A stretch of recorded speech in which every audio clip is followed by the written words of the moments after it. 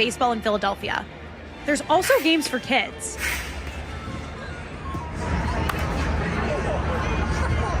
And tons of great restaurants. You can come to Philly and not have a Philly cheesesteak, or try a Sanchez slider, the Schwarbomb sundae, and come on, Bull's barbecue. I mean, delicious. And once you've got your hands on some grub, quickly find your seat. You don't want to miss a thing. Up the middle, and the American League cashes in. Oh, God. Wow, that ball is absolutely destroyed by Miguel Vargas. And the American League has pitched the first shutout in the All-Star game in 13 years. It's been a treat, Philly. See you next time.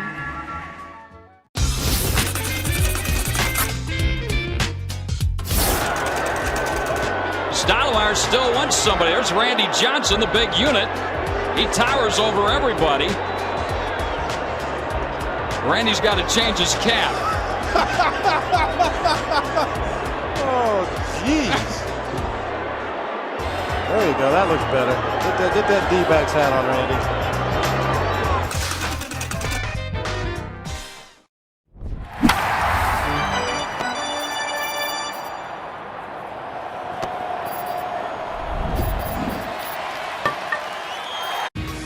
All right, about 20 minutes to first pitch in game 2 of this 3-game set between the Tigers and Orioles. As we mentioned, we are broadcasting for the very first time from just outside the home plate club, right next to the Orioles dugout. Andy Dirks is in a sashimi coma. Daniela Bruce is half in the bag, and that leaves Logan Reaver to try to get this thing back on the rails. Yep. I'm the only one left, brother. I'm the only one left. What's going on out there? Give us a sense of what's going on here as we near first pitch. There's a lot going on, to the point where we got to highlight a little bit closer to the action of just the set that's going to be here tonight, as we know, with Jason and Peaches right up close and personal with the action, to the point where Paz is giving Jason dap-ups. So it's going to be a special kind of night here in the home plate club as everybody gets set. And as we know, there's a lot of people still making their way in the other grounds, as Andy and Daniela pointed out as well. But these seats, they're incredible. There's only so much that you can watch from a game, but this gives you a special vantage point of everything. What is? It's 77 degrees and a beautiful night. Wait, you guys? Oh, hey, Andy, what's going on? How you doing? That sashimi got the best of you? What how you feeling in the climate-controlled seats? These seats are unbelievable, Logan. I just took a quick little nap because I might have ate 55 pieces of sushi, but it's about baseball time, so I got my nap in. I'm fired up. And then I don't even want to ask how you're doing right now. I love how they're like, here's the measurements for the drink. You're like, what if I didn't do that? And just a little bit more, but honestly, the cocktails that they craft up down there for everybody that's in the home plate club, chef's kiss, actually so good. Everything down there was awesome. Andy and I are going to run around the whole ballpark today, though. Andy, where did you say you wanted to go? You had one place. I want to go to left field to hang out with my peeps out there. Back when I played left field, interact with the fans. That's the craziest fans out in left field usually, and I can't wait to go see them. How do you think they're going to greet you? Are they going to be like, are they going to give you a chant or something? Oh, they're going to chant, they're going to yell, they're going to scream. It's going to be amazing. The energy tonight's going to be epic. I'm confused why they didn't let you keep the outfits. Why not? I think that might have been a choice. We'll put them back on. We got some more things planned throughout the game. I'm scared to ask what you guys have planned. Well, he just gave us a glimpse of what do you have planned? I can't tell you guys. It's all surprises, all game long. All right, well, we're going to let Andy sleep a little bit more because big responsibilities tonight. You can sleep too if you want at the moment as well. But the Home Plate Club, as we know, a lot to offer, really incredible. We can expect people to file in here in just a bit, Johnny. But really, at this point, Johnny, at this point, let's get you down here. I'm tethered. Just playing the game at this point, Johnny. Why not? I'm tethered to the set. I'd have to pull a Houdini routine to try to get down there in time. That's right. That's right. Well, we saw Wyndham Clark, the two-time major champion. He's over your shoulder there. He's here to play the Rocket Classic. He's thrown out the first pitch. It's going to be a fun night tonight. Emily Tanner's girlfriend's in town. We'll have something fun coming up on social media with an interview with those guys. And this is the first time that we've had, I think, maybe outside of opening day, where the entire broadcast crew is here. Which is incredible, but also dangerous. It's a lot of flapping. We're really going to test. We're going to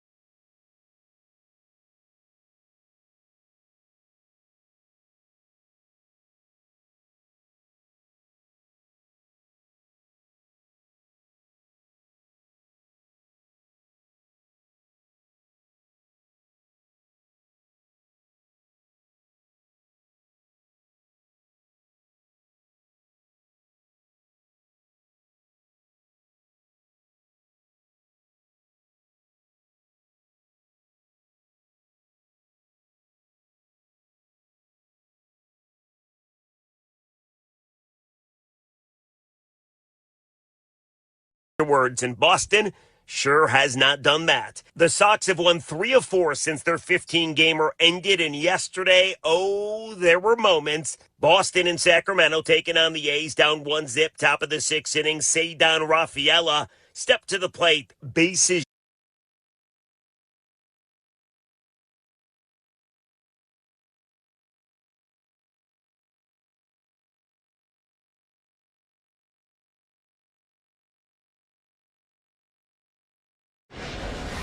Chris Sale's 10th start of the season was a beauty. He goes 7 innings, giving up just 1 run, and he is in line for his first win against the Marlins.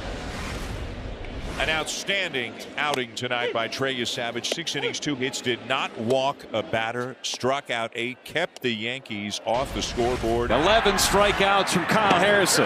Matching a career-long outing for Kyle Harrison and a dominant 2-hit shutout for the left-hander. Wow. Outman over. Outman with the dive! Superman hit-saving play by James Outman. Ryan drops his glove on the mound and gives James Outman a standing ovation. First pitch of the game, the pitcher hits it out. A living, breathing statue, Shohei Ohtani. You just don't dare take your eyes off of him. It's a walking history book. It's ridiculous what he does. Got a couple packs of Topps 2002.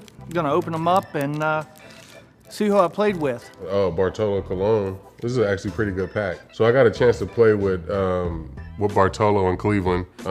Really good teammate, cool dude. It was fun, man. He was always a great hitter. Woody Williams, probably one of the best Astro killers ever. You always enjoyed chewing the stale gum while you were looking for your heroes.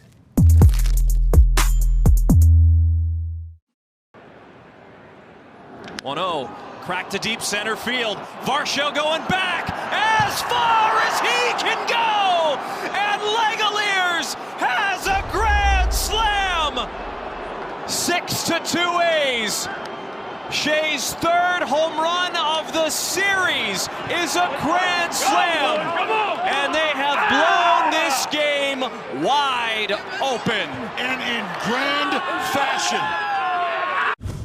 Hank Greenberg helped popularize the first baseman's mitt, holding a massive 13-inch pocketed glove. That was quickly banned, reducing the maximum size to 12 inches. Paul Richards also developed a black hole-sized catcher's mitt. This ginormous thing, measuring 42 inches in circumference, was known as Big Bertha, or the elephant, for its massive size. It was swiftly outlawed as well.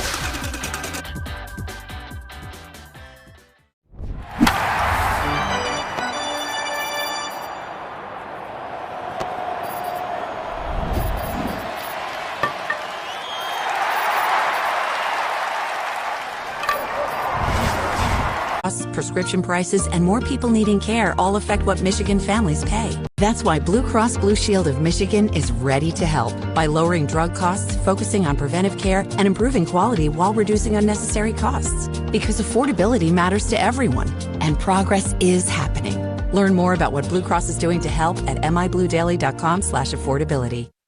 The Metro Detroit Buick GMC dealers broadcast booth at Comerica Park. From the field, brought to you by Meyer, official partner of the Detroit Tigers. Good afternoon, Tiger fans. This is Bobby Scales with the Tigers from the field report. Detroit Tigers against the Baltimore Orioles. I'm here with Baltimore great College Baseball Hall of Fame member, 9-year Major Leaguers, Ben McDonald. Ben, thanks for being on with us today. My pleasure. Good to be with you. Good to be in Detroit, too, by the way. Absolutely. Yes, sir. So we'll talk about you. I always love to do this when we have guys on. 9 years in the big leagues. You've done all kinds of stuff all over different media platforms, a lot of college baseball, a lot of professional baseball. Just, what are your thoughts about your career, 9 years in the big leagues, College Baseball Hall of Famer, Fighting Tiger from LSU.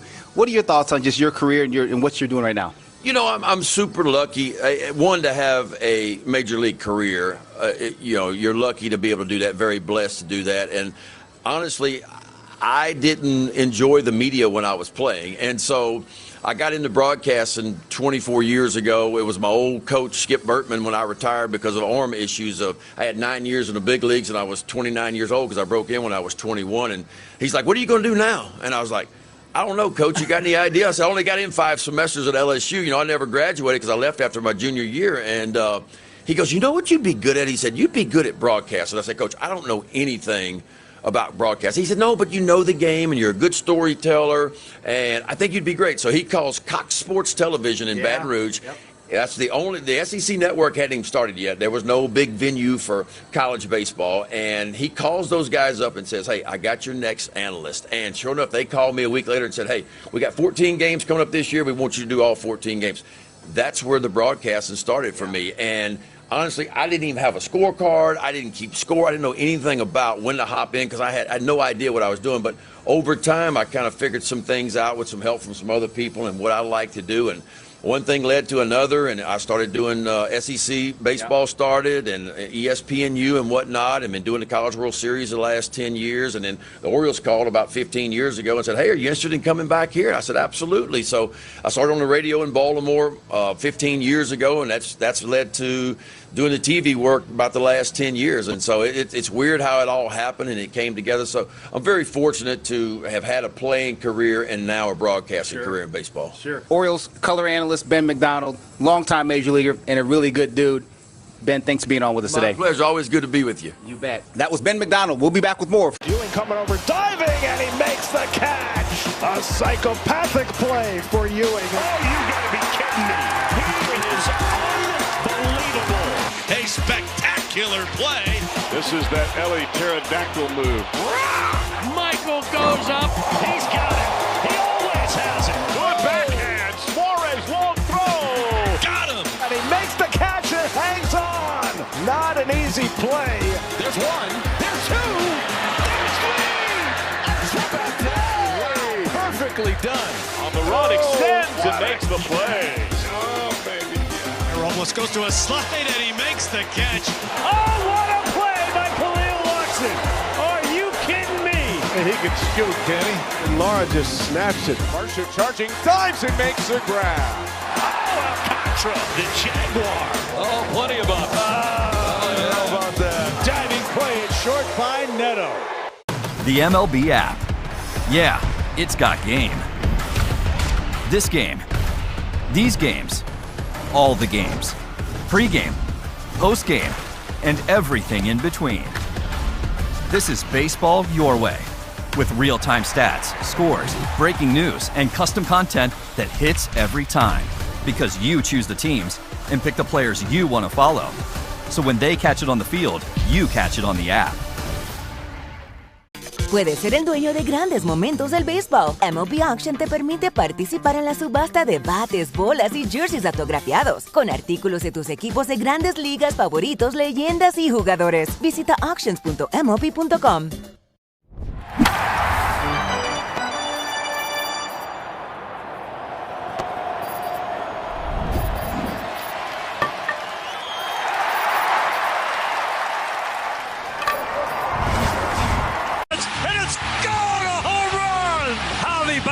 Two-run with the call of the game from the Metro Detroit Buick GMC Dealers broadcast booth at Comerica Park. Here are the voices of Tigers baseball, Dan Dickerson and Bobby Scales. Skies are clearing, breezy and warm in downtown Detroit. Hello again, everyone. We're getting ready for Game 2 of a 3-game series, Tigers and Orioles. The Orioles beat the Tigers last night 8-5. Kind of a slog of a game, Bobby. Just didn't have a good rhythm and feel to it. Tiger bats did a really nice job against Bradish, and tonight you look for them to do the same against Ian Kramer. To me, that's the biggest thing you take out of that game. The bats have been quiet for a few days. They had a lot of good at-bats last night. On the other side, Baltimore's offense have been quiet lately. They had some good swings against Cater Montero. No, they did. But again, Dan, I want to go on the positive you brought up, is the fact that every time Baltimore answered, the Tigers seemed to answer as well. That's a good sign. You got crooked numbers in 2 different innings, and 3 different times Baltimore scored. The Tigers came right back and scored. Ultimately, the He's still back. He will leap, and he caught it. Luis Lara up against the wall. Deep left center field. Buxton and Martin, but it is Byron who caught that ball. Collins is onto the track. He's at the fence. He leaps. He grabs it. He robs Riley Green of a grand slam. Nico steals a run. Heads up play and great athleticism. Harris leaped, and he just robbed him. What a play by Michael Harris. Bellinger goes back. He leaps. He's got it. That's why he has that gold patch on his glove. Going back to the track near the wall. Jumps up and makes a remarkable catch. Bends under it, makes the one-hand catch. Here comes Freeman. Here comes the throw. It's a good one. The slide. Oh, that's a play. It's a squibbing ground walk on the arrow diving play. From his knees, he throws out Bohm. Coming on, Cam Smith with a sliding catch. Cam takes one away from Murakami. Stopping short by Williamson, gets up and throws him out at first to retire the side. The MLB app. Yeah, it's got game. This game. These games. All the games. Pre-game, post-game, and everything in between. This is baseball your way. With real-time stats, scores, breaking news, and custom content that hits every time. Because you choose the teams and pick the players you want to follow. So when they catch it on the field, you catch it on the app. That's my security right there. That's the bad one, Roscoe Pico train. Major League Baseball wanted to start doing something with the players and their dogs. Which one's the dog? I was undecided on whether to do a dog card or not, but my wife pushed me in the back and she wanted a famous dog, so she told me to do it. 3 vacuums. Beautiful night. A lot of clouds, a lot of rain in the area. Stayed away today, and we've got this 80 degrees as we get this game underway with the skies clearing. We have sunshine to start the game tonight. Keys to the game brought to you by Rave Associates, proud distributors of Bell's Brewery, Founders, and Long Drink. Keys for the Tigers to get to Dean Kramer. They've gotten to him a couple of times in his career. He made a really good start against them in a loss last year. Got a lot of swing and miss with the splitter. Keys for the Tigers to have success. He hasn't had a whole lot of success. Also hasn't had a lot of starts this year. Yeah, he has it. But one thing he does a really good job of, he throws first pitch strikes. He's going to be in the zone early in the count. The one thing I did notice in doing all the homework with him, he does not do a lot of business inside to either-handed hitters. So that said, you have to not chase him off the edges of the plate away from you. Get him on the plate. There are a lot of pitches. He throws a lot of two-seamers in the middle of the zone, and he has been prone to hang that curveball in the middle of the zone when he throws it too. So you get those pitches, take advantage of them. Tigers come in with a record of 50 and 57, a 3-game losing streak, and every loss feels magnified right now. Baltimore comes in at 52 and 55.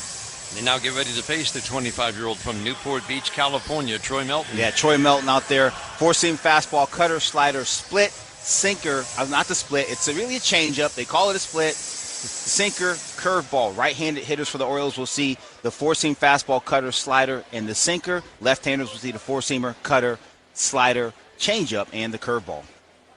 Dylan Beavers, left-handed batter at the plate. He had 3 good swings last night, 1 for 3. First pitch of the game is a fastball up and away at 96, and we are underway here at Comerica Park in downtown Detroit. So glad to have you along for the second of this 3-game series. Keith in tight at third, the 1-0. Cutter, that is his pitch at the bottom rail for a called strike 1. Melton's numbers overall in 10 starts, 5-1 with a 1.95 ERA. Opponents have hit just 178. A little bit of power. Remember, 4 of the 8 home runs he's given up were in one game here against Minnesota. That's 38 hits in 60 innings. Strikeout rate is going up. Recent starts we've seen quite a bit of swing and miss. The 2-1 up and away, and we've also seen that, Bobby. Yeah. A guy who had been just superb with his command. He'd walked 8 in 8 starts. The 3-1. Swinging a high fly ball to center field. Javi Baez tracking in. He's back, and he is in center field, and he makes the catch, backpedaling to the warning track. How about that? It'll find you, Dan. Every single time. If you hadn't been out there in a while, 3 months, almost to the day. The white rat will find you. It's so strange to see Troy Melton coming off back-to-back games where he walked 4 batters. He'd walked 8 in his previous 44 innings of work. And the other oddity, fastball up and in, Bobby, So all the walks his last start against Kansas City were on 3-2 pitches. His strike throwing has actually been pretty good in the 2 games. Yeah. Against the Angels and against Kansas City, the overall strike throwing. But he just kind of misses at the wrong time. We have seen this out of the gate. Some struggles in the first inning with command. Cutter is the pitch that kind of gets him back into the strike zone and also has been a swing and miss pitch for him. And it's been a real weapon. Alonso at the plate. He swings at a sinker and taps it foul. Velocity has trended up. He's cruising at 97, 98. His average fastball now over 97. Yeah, Dan, the velo on that cutter makes a difference too. 2-1. Sinker misses in. Back to back. 3-1 counts. Cutter velocity was 89, 90, 91 early. The 3-1. Slider away at 88. Another walk. I think he's as puzzled as anybody by, this is a strike thrower. In a game where he had 19 of 24 first pitch strikes, that was against Kansas City. He had 4 walks. Yeah. And those two things don't go together. Not usually, no. Especially with his stuff. You'll see that with guys who don't have dynamic secondary or a pitch they can go to wipe guys out, but he does. Wasn't able to convert on some of those. That brings up Gunnar Henderson. First pitch Cutter in for a called strike. Cutter velocity was down last game, but Bobby, when he's cruising at 93, 94, which we saw 4 of his last 5 starts, it kind of sets up everything for him. Certainly it does. The strike 1, soft ground ball fouled on the first base line. Gunnar Henderson having a tough year, hitting .220, not the offensive force the Orioles need him to be. Hit last night, plus a walk and a couple of strikeouts. 18 home runs and 45 RBIs. Still a middle of the order bat and still a threat every time he steps to the plate. Melton flips over to first to drive Alonso back. Pete Alonso, if you don't pay attention, will steal a base. He's got 5 steals. Troy Melton on the other side does not allow base runners to get a big lead. He's only allowed 1 steal in 10 starts. The 0-2. Soft tap foul. Well, it's interesting how he uses the slider cutter combination to lefty, Bobby. It's one's 93, one's 88. The slider's got a little more tilt, but there are times when that cutter's got big tilt at 93. Yeah, it is, and what you don't want is those two to meld together, because Right. that is a very good combination, and one you just can't account for as a hitter. 0-2, swing and a miss. He goes back to the slider, 89 under the bat of a lefty, and that's probably the more. Would you say that's the more effective of the two against the lefty, the slider versus the cutter? I think it's all about how you get there. If I'm a left-handed hitter, I see that cutter in, and it's short and it's flat, but it's 93, and then you drop that slider out of the same slot, looks like the same pitch, it has more depth to it. There's no way to account for that. Taylor Ward takes slider at the belt for a called strike 1. I think that's a really good combination. When he's able to have those two pitches on and working, he can do whatever he wants to left-handed hitters. Kind of like Cater Montero. He'll figure something out. If things aren't going the way he wants to start, he'll figure it out. Cutter away, fouled to the screen. Ward falls behind to 0-2. So both batters, the first 2 batters, see 3-1 counts. Alonso walks after the Beavers fly ball out. Henderson strikes out on an 0-2. And Ward, the walk machine, falls behind 0-2. Hitting .251 with a ton of walks. 83 walks, the 0-2. Fastball up. First pitch today brought to you by McLaren Health, the official healthcare system of the Detroit Tigers. First inning brought to you by Rocket Mortgage. Own the dream. And today's game brought to you in part by Northville Lumber, the official lumber yard of the Detroit Tigers radio network. Torque holding with Alonso at first. Short, cautious lead. The 1-2. Swinging a pop-up down the first base line. Long run for Torque. He's tracking it, and he'll make a fine running catch. Just beyond the tarp in foul territory. Nicely done. Wind was pushing it, I think, a little bit away from him. Good running catch. A walk does no harm. Alonso stranded at first. Tigers bat in the bottom of the first inning, scoreless for the Orioles. Game 2. Do you see yourself maybe one day after baseball, like maybe food critic, food writer? I would love to do that. That's the plan. I've been doing it ever since I was in the big leagues. It's just fun. It's fun to interact with people like the fans, because a lot of my followers are baseball fans. So it's nice to interact with them on a topic that's not baseball. A lot of people seem to rally around that. I mean, who doesn't love good food?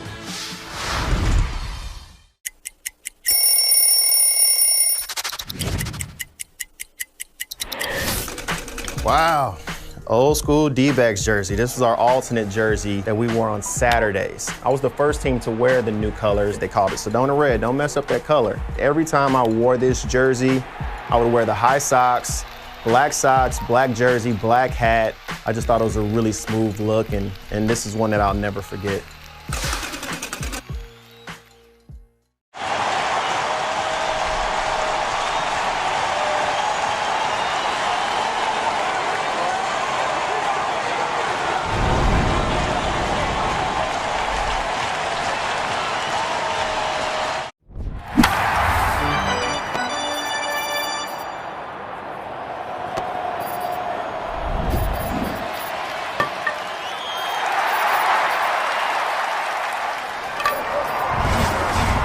Michigan Lottery. For fun, for schools. Knowing your limits is always the best bet. Fox 2 is just the best. I watch before I go to bed. You definitely hit the local angle very good. When I watch Fox, I feel like I'm getting the whole story. They're working for you.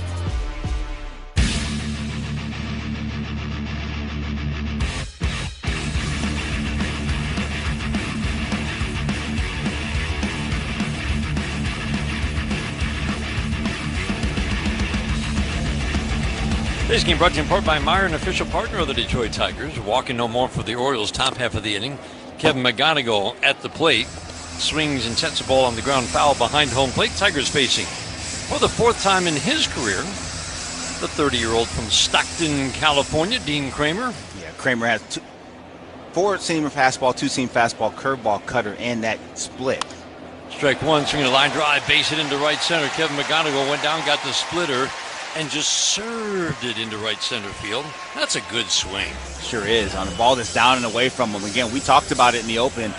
Kramer's, it's surprising. He does very little inside to either handed hitters. Tries to stay away, and especially with those lefties, tries to get those guys to fish for that split finger. It's funny because he calls it a split. Troy Milton calls it a changeup. And they do very similar things. I think Milton's has a little bit more downward action when it's right. Sinker up and in at 92, but you look at the two types of fastballs from Dean Kramer, and you're not really seeing something that worries you. Not at all, and especially this year, and years past not so much, but this year a lot of two-seamers in the middle of the plate. Torres waiting on a strike one. Cutter misses low and away. First two times that Dean Kramer faced the Tigers in 2023 and then 2025 in April of last year. He gave up 10 runs in 10 2/3 innings, a couple of 5-inning starts. Tigers had a lot of good swings against him in those two starts. Sinker for a strike. They saw him again a couple months later, midsummer last year, and in Baltimore. And while he gave up 4 runs, it was 7 innings, 4 runs on 5 hits, 2 walks, and 8 strikeouts. And the splitter was the pitch. 1-2, swing and a miss. On cue, splitter gets Gleyber Torres to wave at a ball that ended up down really in the dirt by the left-handed batter's box. Yeah, that splitter, again, away from Gleyber Torres right there. Good downward action. Comes out with that dead spin, and he just goes down and away from him.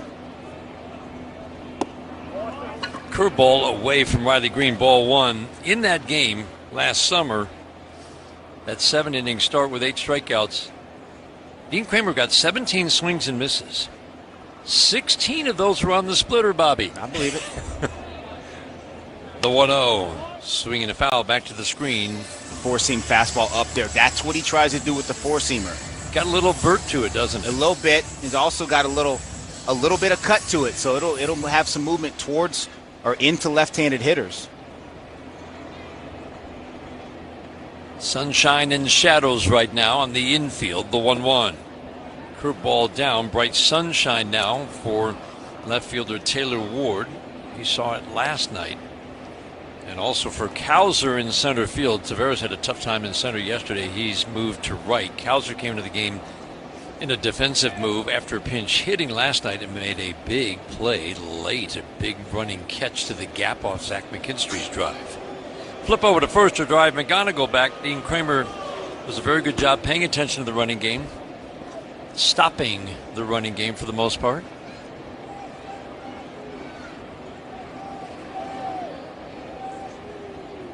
Works over on the first base side of the rubber. Righty sets, holds the glove at the belt, the 2-1. Ground ball foul down the first base line.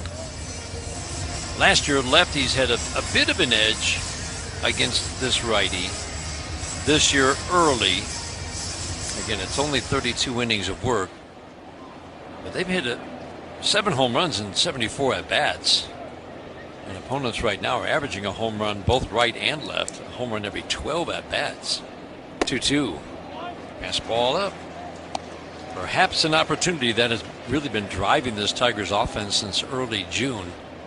The number of home runs they have hit.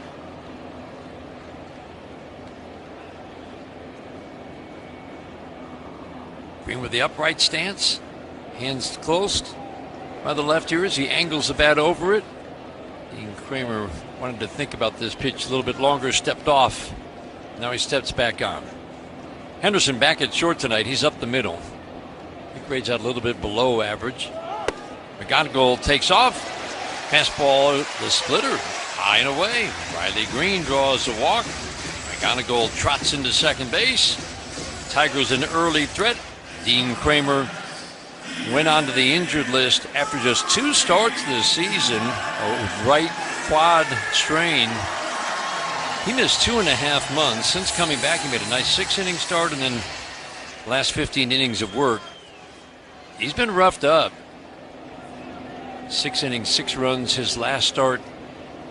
12 runs his last 15 innings. Cutter low and away. There is an opportunity here. Yes, there is. And this is one of those, even with 1 out here, 2 on, 1 out. This feels like an opportunity to get him right now. Yep. The 1-0, perfect pitch. Sinker at the knees, dots it down and away.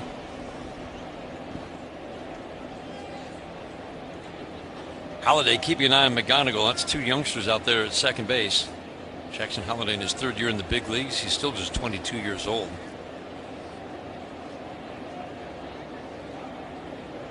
Once again, Dean Kramer steps off. He's not setting any land speed records tonight, is he? 2 on, 1 out. I'd like to see a little bit more pace to this game tonight compared to yesterday. Splitter low and away. Woo! It was. Isn't it funny? It was 2:56, and it felt like 3:56. And you realize that's 10 minutes shorter than it was, before the rule change 4 years ago. That used to be a good one. Man, we were reminded how long that was. Dingler's got the good hitters count, 2-1. Swing and a tap foul. Boy, he'll go to that splitter. He's been missing up with it, Bobby. He's been missing up with it, and again, like I said, in doing the homework for this game, I was taking it back at how many pitches were literally in the middle of the zone, Dan, and then you wonder why his home run numbers are up. Yeah. Both the curveball, the 2-seam fastball, and the 4-seam fastball, a lot of pitches in the middle of the zone. Dingler, one of the better 2-strike hitters, waiting on a 2-2. Sinker misses low. Talked about it a little bit yesterday, and you were raving about his approach that allows him to just kind of stay calm and 2-strike counts, but it really is impressive. It's very impressive. And you know the batting average is under 200 with 2-strike counts. 3-2 foul out of play. League OPS is barely over 500. He's over 700 OPS in 2-strike counts. Usually it's advantage pitcher, but I'm not so sure that's the case with Dylan Dingler at the plate. Keith waiting on deck. Tigers trying to take the early lead. We're scoreless in the bottom of the first. The 3-2 is swing and another slicing foul out of play. That was a sinker middle. And in middle too. 94 miles an hour, 15 inches of horizontal run down there. Again, we talk about this all the time. The plate is 17 inches wide, so just shy of the entire width of the plate. Think of it that way. 4-seam fastball is the pitch that has been hit the hardest. Wow, he steps off again. So that's 2 engagements in this at-bat. One more without a throw over, and Barnes will advance 90 feet. Kramer sets. Again, the 3-2. Swinging a high fly ball left field, not deep. Very high. Ward will make the catch coming in just a couple of steps. Got underneath it just a little. 2 on, 2 outs for Colt Keith. Let's pause for station identification. This is the Detroit Tigers Radio Network.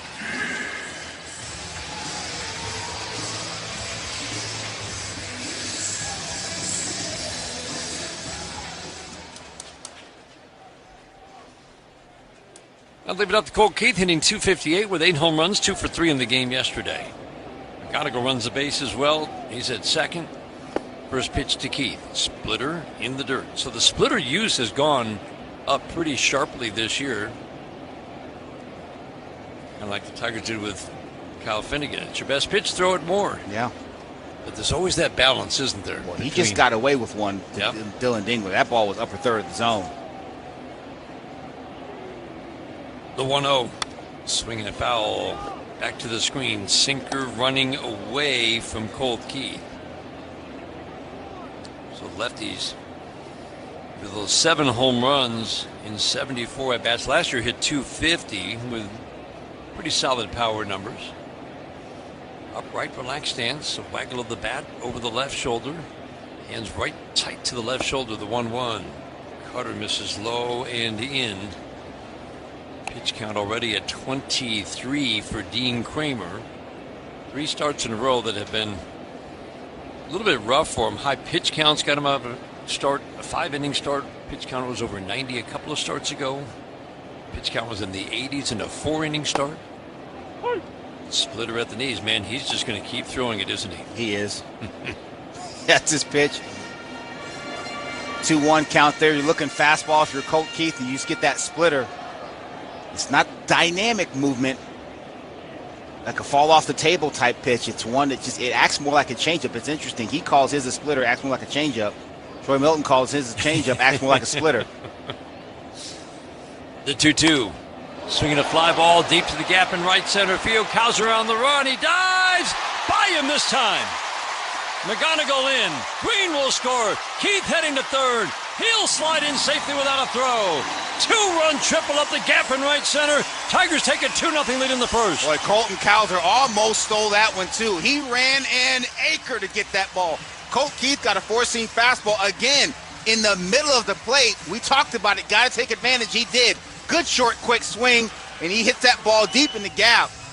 Colton Cowser missed that one by 6 inches and hit hard on the turf out there. He's slow to get up. He's on his feet now. Oriole pitching coach Drew French is on his way to the mound to talk to his right-hander. But, boy, what an effort by Cowser. I thought he was going to do it again. I did, too. It kept hanging up there. I thought he was going to get to it, Dan. McKinstry hit one a little further to the right center field gap yesterday that he made an incredible catch on that really was a big moment in the 8th inning with the Tigers down 3 and a man on. This one, as Bobby said, 6 inches from his outstretched glove. Good feeling for Colt Keith to see that ball bouncing behind him. I tell you what, you hit a ball like that and the dude comes out of nowhere and dives and catches something like that with 2 runners out there. You feel like just going right up to the clubhouse. No, you feel like running out there and, hey, we're gonna talk about this, dog. The heck with that, going up to the clubhouse. You're going out. We're going out there. We're going to have some words. That brings us to Torque. First pitch cutter in the dirt, down and away. So really spraying most of his pitches right now, or if he's not spraying, he's in the middle of the plate, as Bobby has described that he's been there a lot this year. 4-seam fastball has been hit the hardest, and we just saw Colt Keith get an opportunity, did not miss. The 1-0 to Torque, swinging a soft tapper back to the mound. Kramer will field, little lob down to Alonso on a 1-0. Torque had a good night at the plate last night. Bounces out, 2-run triple for Colt Keith, gives the Tigers the lead. We head to the 2nd inning, 2-0 Tigers after 1 on the Detroit Tigers Radio Network, presented by Meyer.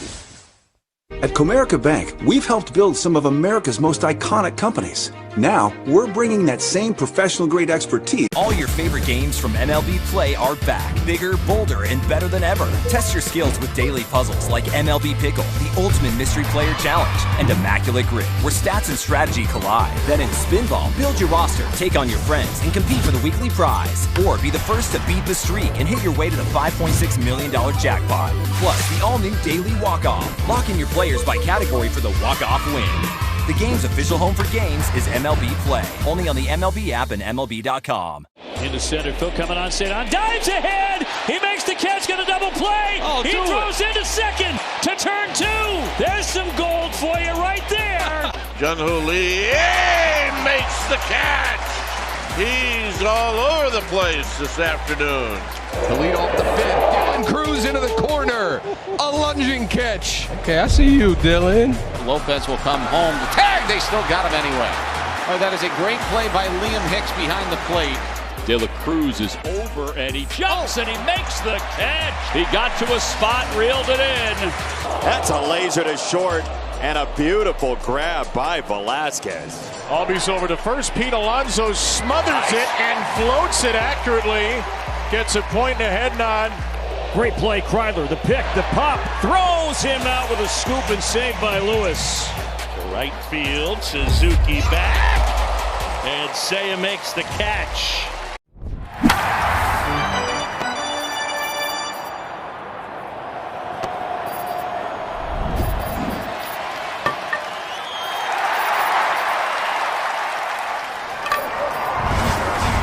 Nothing. Tigers top of the second inning.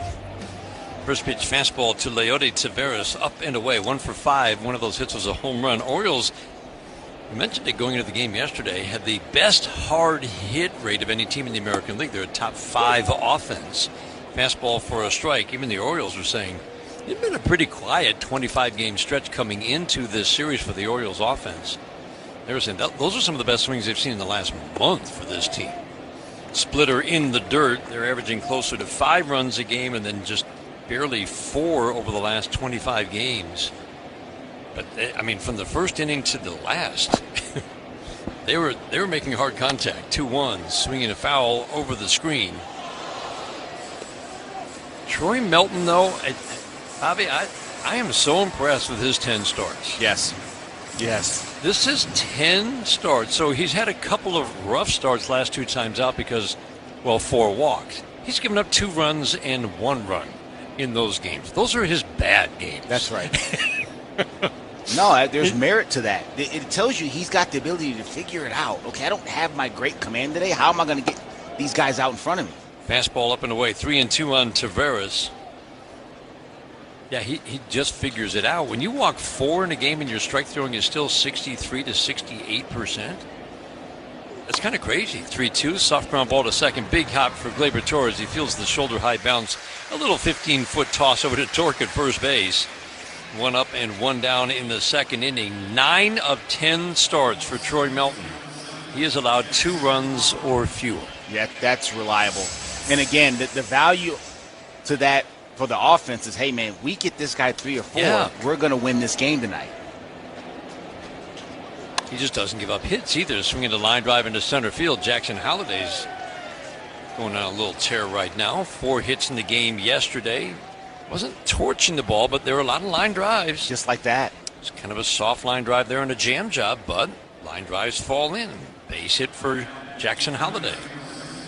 Lifted his average 14 points in one night with his 4 hits. Oh, man. Yesterday. That's a good night. If you're when you're deep in, I know he missed part of the season, but still. Doesn't matter. That's a good feel, right? That doesn't matter.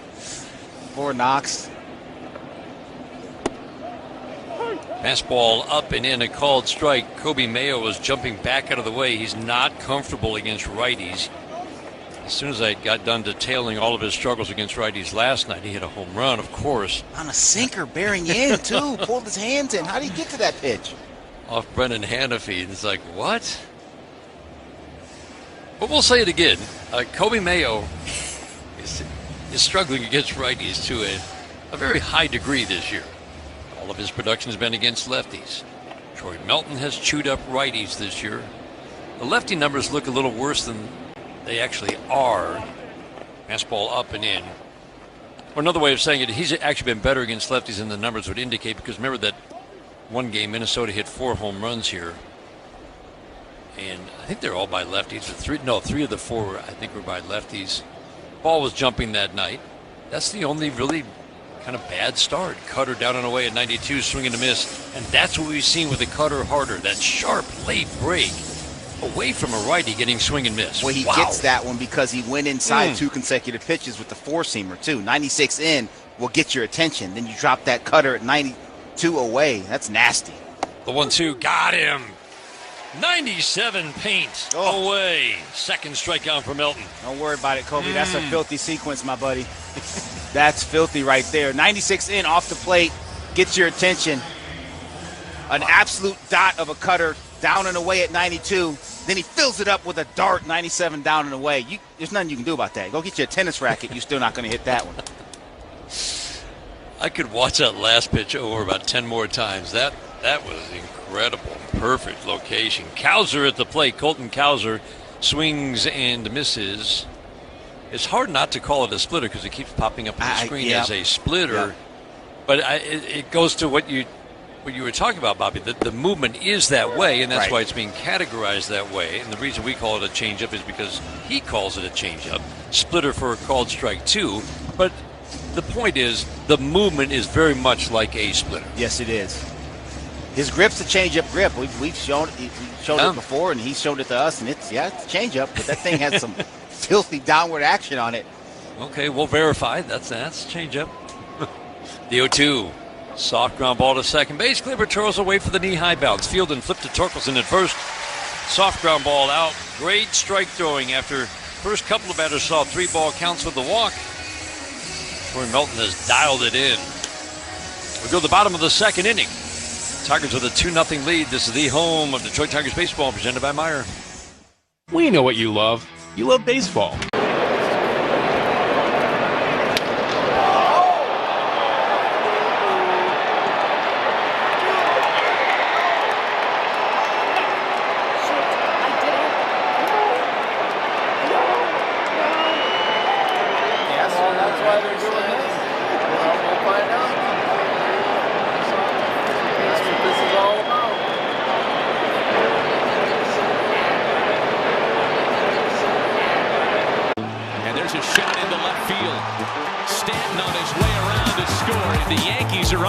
First, it's 1-0 New York. Bouncer headed up the middle, and that's going to get through and driving a couple of runs. Cranked up and sent into the right center field gap. McMahon's going to score easily. They're going to wave Wills around. Plays to third. 5-0 New York. Another one headed for no man's land, but Harrison Bader read it well. Former Gold Glover comes up to make a very nice catch for the guy they call Big G, who has driven in a run with the 3rd straight hit to open the 5th inning. Chopper for Jazz, hot shot, and he makes the catch. That got on there on a line, and he's telling Jose Caballero, did you see that? I could watch Jazz Chisholm play. I mean, he plays with such joy. Only David Cohn, Ron Guidry, and Mel Stottlemyre had opening day starts of 6+ innings with 2 or fewer hits and no runs allowed.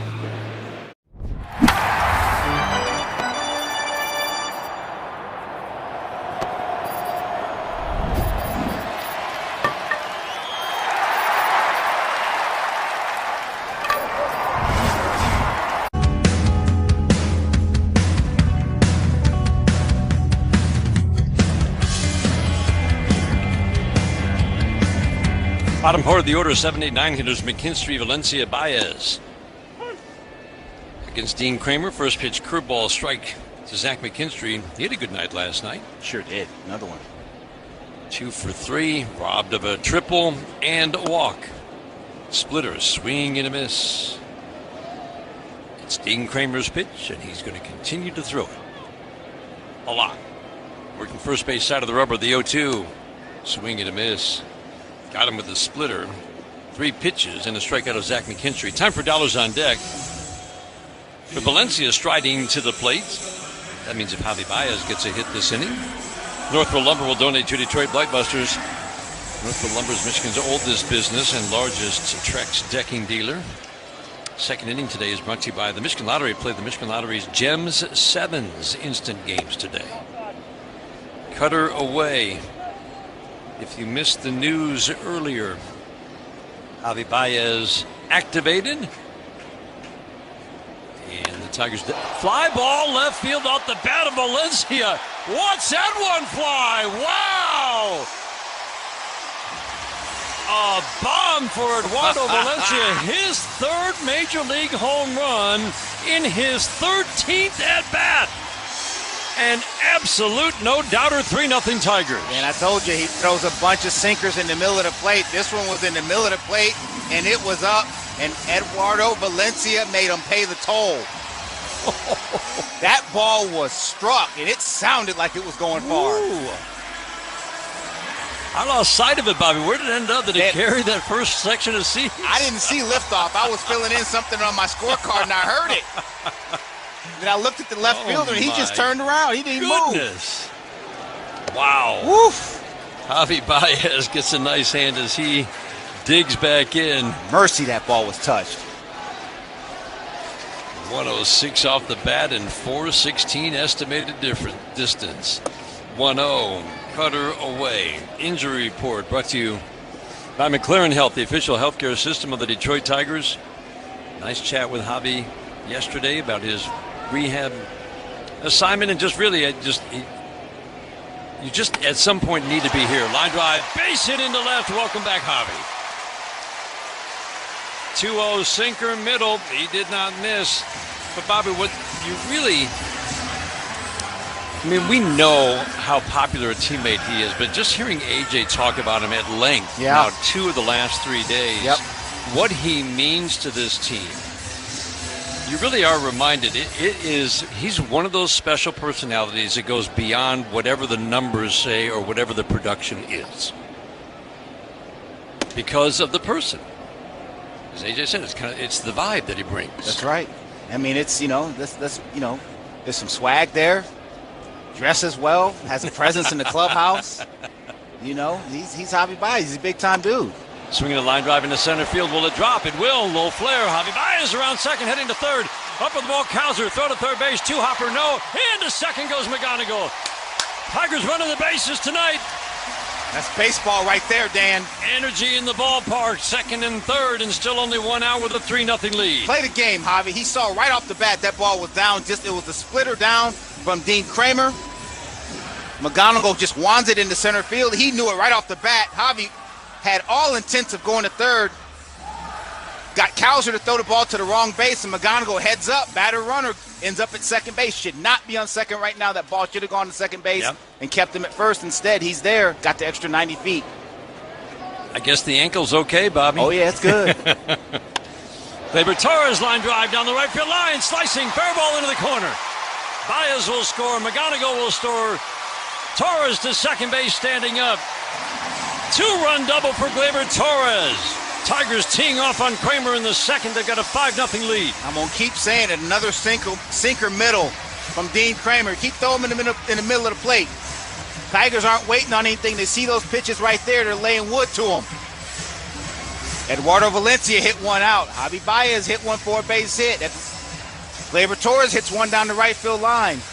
All sinkers, all in the middle of the plate. What swings this inning, led by the rookie Eduardo Valencia, who hit it. I can't get over the sound that ball made off his bat, Bobby. It was loud. And how far it went. Brings up Riley Green, swing and a tap fouled on the first base line. He wanted to launch. He got a first pitch curveball, though. Valencia home run after the McKinstry strikeout. Baez line drive single. McGonigal single gets him to third. He goes to second on the throw. A Torres double brings 2 home. Splitter high and away. Riley Green walked his first time up. 5-0 Tigers in the second. Today's game brought to you in part by the Sam Bernstein Law Firm. When you need the right call made, it's 1-800-CALL-SAM. Still only 1 out. 1-1, swinging the line drive softly to short. Gleyber Torres, good base running, back to second base. That goes into the blinder category. We haven't had one of those in a while. We haven't. 6B. For Riley Green in my scorebook anyway. That brings up Dylan Dingler. First time up, it felt like he just missed. Maybe hitting one out, Bobby. A high, towering fly ball off his bat. He did. First pitch cutter, strike. Then we just got a great shot of Eduardo Valencia's home run from a low angle. And in the shot, you see him hit it. Dean Kramer's asking for another baseball from Chad Whitson as soon as he hit it. I love that. Dingler, ground ball foul. He's seeing steady diet of cutters and splitters from Dean Kramer. 5 runs on 6 hits. Yeah, Taylor Ward didn't really even give it a courtesy jog, did he? That's just a turnaround on that one. I just wanted to see where it landed. That's right. The 0-2. High and tight. He's been kind of scattershot with the splitter. He's thrown some good ones. But he's missed high. He walked Riley Green on a high splitter. Trying to get the strikeout of Dylan Dingler. He missed high. The 1-2. Swing and a miss. Back to the splitter down.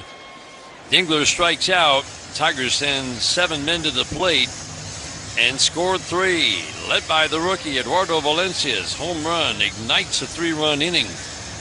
We head to the third. 5-0 Tigers after 2 on the Detroit Tigers Radio Network, presented by Meijer. Is your game plan to buy or refi a home this year? Your winning play starts with a local mortgage broker. You'll get expert guidance from someone who knows your area and could save you thousands of dollars. So take the win. Go to mortgagematchup.com and put in your zip code to match with a home loan expert in your neighborhood.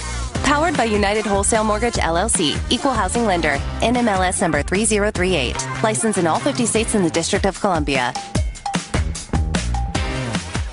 Some people might give you one pizza for $9.99. Little Caesars gives you more because more is better. It's Little Caesars More for $9.99 menu. Get 2 of your faves for only $9.99. The More for $9.99 menu for a limited time. Pizza, pizza. Online only. Available at participating Little Caesars locations for a limited time only. Plus taxes and fees where applicable. Prices and offers may vary by location. Prices may be higher on third-party sites or via delivery. No substitutions. Cannot be combined with other offers. Why'd we just pass the exit? It's the 20th anniversary of Pure Michigan. That deserves the scenic route. We've added like 40 minutes. That's no rush, especially not in a Pure Michigan Edition F-150. Okay, what makes it so special? Premium leather seats, and suddenly traffic doesn't feel personal anymore. Okay, I get it now. Yep, windows down, lake views. Oh, and we missed our turn again. Worth it? Only from your neighborhood Michigan Ford dealer. I'm attorney Mark Bernstein, and we partner with the Michigan State Police to keep you safe on the road. Get your free Call Sam car safety kit today at callsam.com.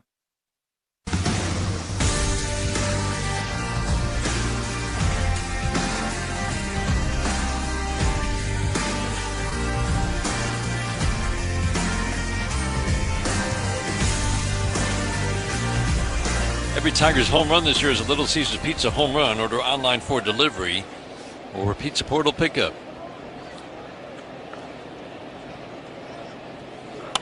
Swing the line drive, base hit into right center. Pozo, one of 2 catchers just brought up for the Baltimore Orioles. Again, both of their catchers, Rutschman and Basayo, on the injured list. Joel Pozo, kind of like last night's catcher, Chadwick Trump, did a good job behind the plate last night. He did. A lot of balls in the dirt. Just kind of the career backup, always at the ready. For Pozo, parts of 3 years in the major leagues, 247 average. He's now 29 years old. They picked him up off waivers from St. Louis just 5 days ago. Cutter up and away to Dylan Beavers. First at bat for the Orioles for Pozo. It's a line drive single. 5-0 Tigers are in the third. The 2-0. Swing and a foul. Our good friends Jason Benetti and Dan Petrie are They're courtside today. Oh, man, they're down there. Front row seat.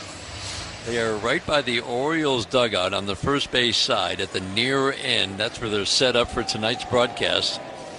It'd be fun to have that view of a game, field level.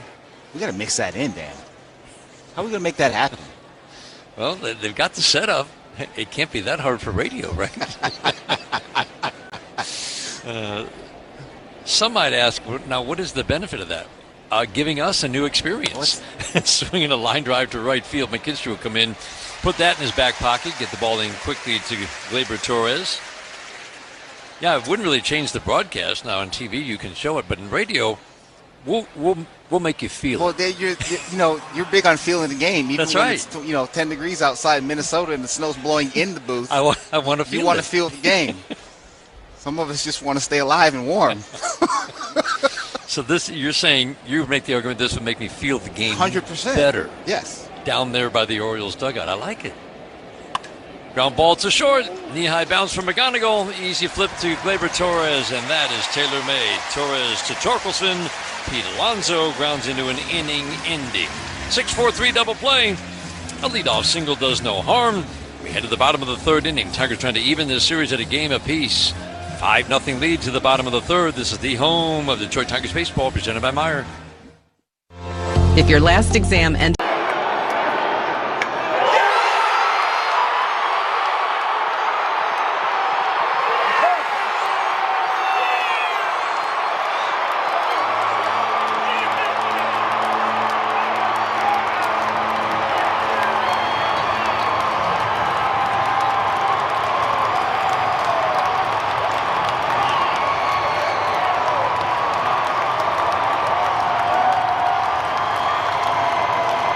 Center field coming on, dives ahead. He makes the catch, got a double play. He throws into second to turn two. There's some gold for you right there. Jun-Hoo Lee makes the catch. He's all over the place this afternoon. The lead off the fifth. Dylan Cruz into the corner. A lunging catch. Okay, I see you, Dylan. Lopez will come home. The tag, they still got him anyway. Oh, that is a great play by Liam Hicks behind the plate. De La Cruz is over, and he jumps, and he makes the catch. He got to a spot, reeled it in. That's a laser to short, and a beautiful grab by Velasquez. Albies over to first. Pete Alonso smothers it and floats it accurately. Gets a point and a head nod. Great play, Kryler. The pick, the pop, throws him out with a scoop and saved by Lewis. Right field, Suzuki back, and Seiya makes the catch.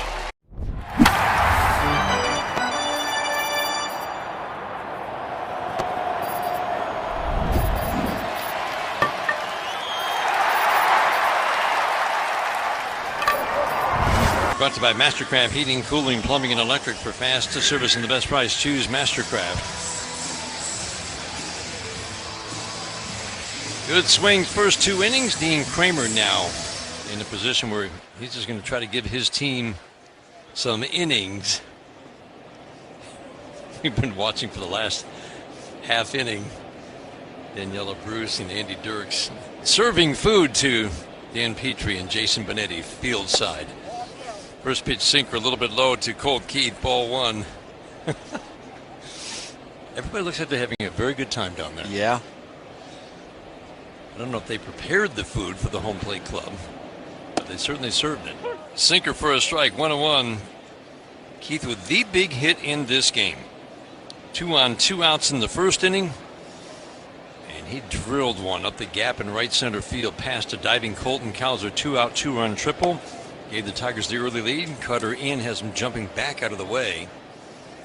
Third inning is brought to you by Mastercraft Heating, Cooling, Plumbing, and Electric. For fast service and the best price, choose Mastercraft. Today's game brought to you in part by Blue Cross Blue Shield of Michigan, the official healthcare provider of the Detroit Tigers Radio Network. 2-1. Splitter away. 3-1. Splitter uses about 1 in every 5 pitches last year for Dean Kramer. It's been almost 1 in every 3 pitches this year. And today, that's right where he is. 1 out of every 3. Colt Keith takes a sinker that misses and draws a leadoff walk here in the third. Yeah, good at bat there by Colt Keith. Didn't chase him out of the zone, especially there 2-1. Got that splitter, go to 3-1. Then Kramer misses with that sinker down and in. Really mature at bat for Colton Keith.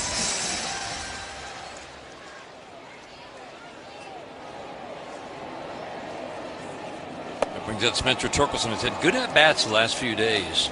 First pitch cutter misses low and away. By that I mean line drives. 2 walks and a line drive single in the last game against Kansas City on Sunday. Then yesterday, line drive single, sacrifice fly, line drive single. Swing and a miss and a curveball middle. He took a fastball away and drilled it into right field for one of his 2 hits yesterday.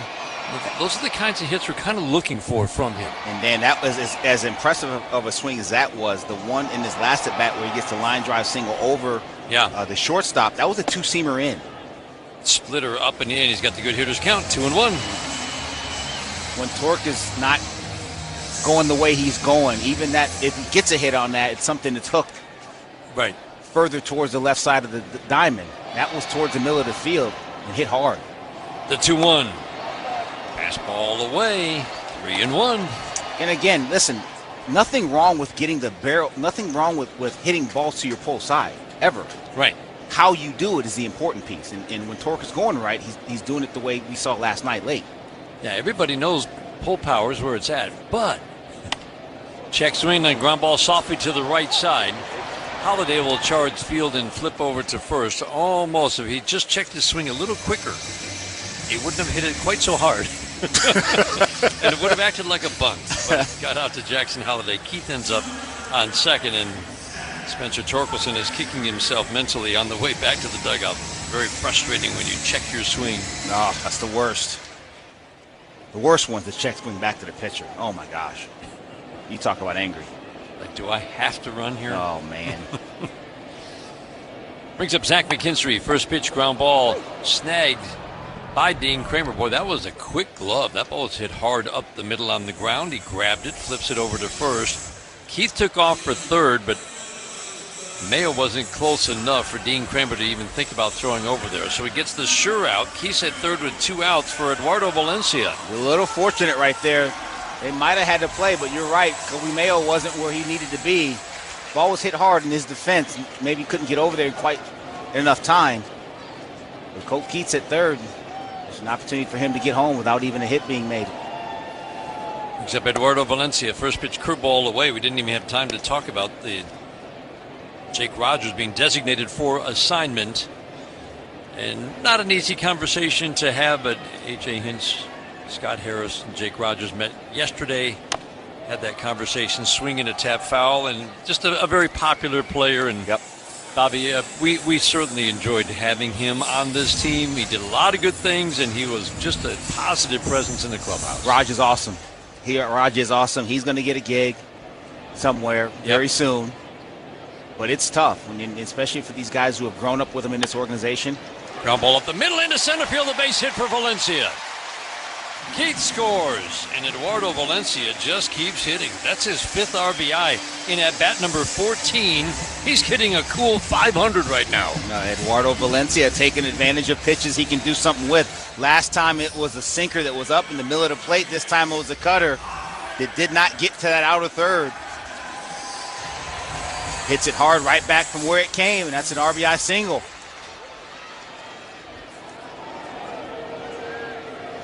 Six nothing Tigers in the third. Javi Baez takes a fastball away. Javi had 78 at-bats before he had the high ankle sprain at the end of April. Hitting .256. Kind of what we used to seeing. Swinging a high fly ball, left field not deep. Very high, though. Taylor Ward will come in and make the catch for the third out. Baez line drive single, first time up, first at bat in the major league since April. Flies out here. Tigers add a run. Another RBI for Valencia. 7 for 14.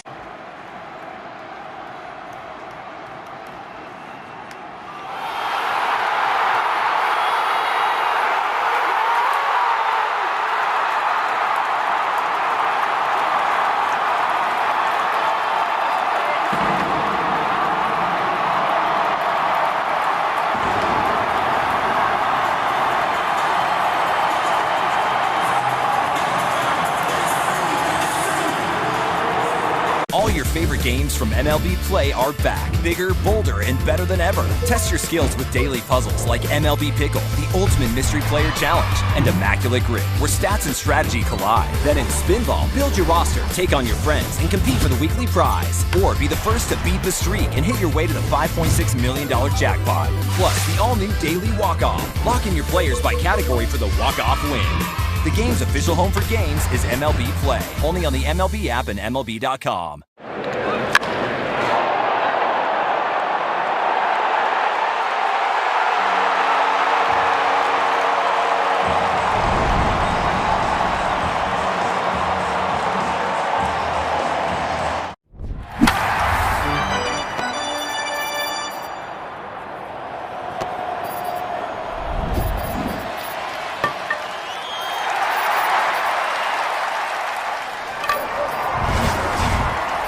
Feeling great yet? Come visit Bigby and we'll make it even better with a signature latte. Bigby makes it better. Meijer is the proud hometown partner of the Detroit Tigers, and we're cheering them on every game to a winning season. Home is where your team is, and our home is right here in Detroit. Gunnar Henderson, big swing and miss to start the fourth inning. Troy Melton came out of the gate hot, as he always does, firing 97, but it was 97 up and away, and then up and away, and then up and away. He got a fly ball after going to 3-1 on the first batter, Dylan Beavers. Changeup misses low, 1 ball, 1 strike, went to 3-1, and Alonso walked him, kept misfiring, and now he has dialed it in. 1-3 ball count since. Swinging a line drive into left field. Riley Green will come in, stop, make the catch. Whoa, that was not an easy play. That's going through shadow, and then there's that little bit of sunshine right as he got to it, and I'm not sure he saw that ball the moment it entered his glove. Man, I think that caught him. Ooh-wee. He caught that ball right at the edge of the second portion of shadow, and I think he had to step up to catch that ball, but boy, I don't know that he saw that one go in the glove, Dan. Ooh, I saw him look over to Javi in center and indicate I didn't really see that. Ward swings and misses at a cutter in the dirt. So you've got a triangle of sunshine, if you will, behind second base going out to left center and to center field. So Riley has moved over there on Ward, even though it's a righty at the plate. He takes a strike 0-2. Melton working quickly, the 0-2 pitch. Slider bounces up to home plate. Man, everything's working right now for Troy Melton. It sure is. He can do whatever he wants with the baseball. Love to see that. A little spray, a little arm side miss in the first, but he's corrected that. Good direction down the hill, and he's on time. 1-2, dotted. Down and away, on the black at the knees. Taylor Ward had no chance. Perfect pitch for a called third strike for the second out here in the fourth. Dan, that's the third time we have absolutely seen a dart down and away. And when you can do that, pitching coaches will tell you, it's a little bit old school. If you can get to your best fastball down and away from a right-handed hitter, you can do whatever you want with the baseball that night. Troy Melton seems to be there right now. Sure does. Leody Taveras shows bunt, pulls the bat back. It's a fastball at the belt for a called strike. Chad Whitson has a very accurate strike zone so far. 2 outs into the fourth inning. Taveras grounded out softly to second base his first time up. The strike 1. Swing and a foul out of play. I mean, Bobby, he's working both sides of the plate. That was the changeup away. He's working that cutter slider combination to lefties beautifully. I mean, he's working the edges up and down. This is the Troy Melton we're used to seeing. The 0-2. Misses high with the fastball. Frustrated with his big miss. 1-2. Yep. No, this looks really good. Like you said, a few arm side misses early on, but man, he is dialed right now. The 1-2. Swing and a pop-up. Curveball hung up a little bit. Torque will back up, but Torres will call him off as he moves to the right field line. Makes a catch about 30 feet from the infield dirt. Taveras pops out to Gleyber Torres. And a 1-2-3-4 for Troy Melton. Just 51 pitches. I'm Jonathan Nahum, and for more than 20 years, I've traced the path of baseball's rising stars, navigating the back roads of the national pastime and basking in the glow of small-town America's spirit. where the team is woven into the fabric of everyday life, where it's more than just a game. It's a celebration of the people, the traditions, and the culture that give these places their soul. This is Grassroots. I'm gonna go check out Food Truck Row. So, what did you guys get today? Philly cheesesteaks. Both of you got the same thing. Are they that good? Oh, yeah. Got a hot dog and some fries. Just kind of basic ballpark. Chicken bacon sandwich. Uh-huh. Philly cheesesteak. Okay. And some... Crinkle cut fries. Okay, where are you guys from? We're from Dallas. Dallas. That's what's fun about baseball. It brings different regions together, not just the ball and glove and bat, but what we're eating. 1-0. Crack to deep center field. Varsho going back as far as he can go. And Langoliers has a grand slam. 6-2 A's. Shea's third home run of the series is a grand slam. And they have blown this game wide open. And in grand fashion.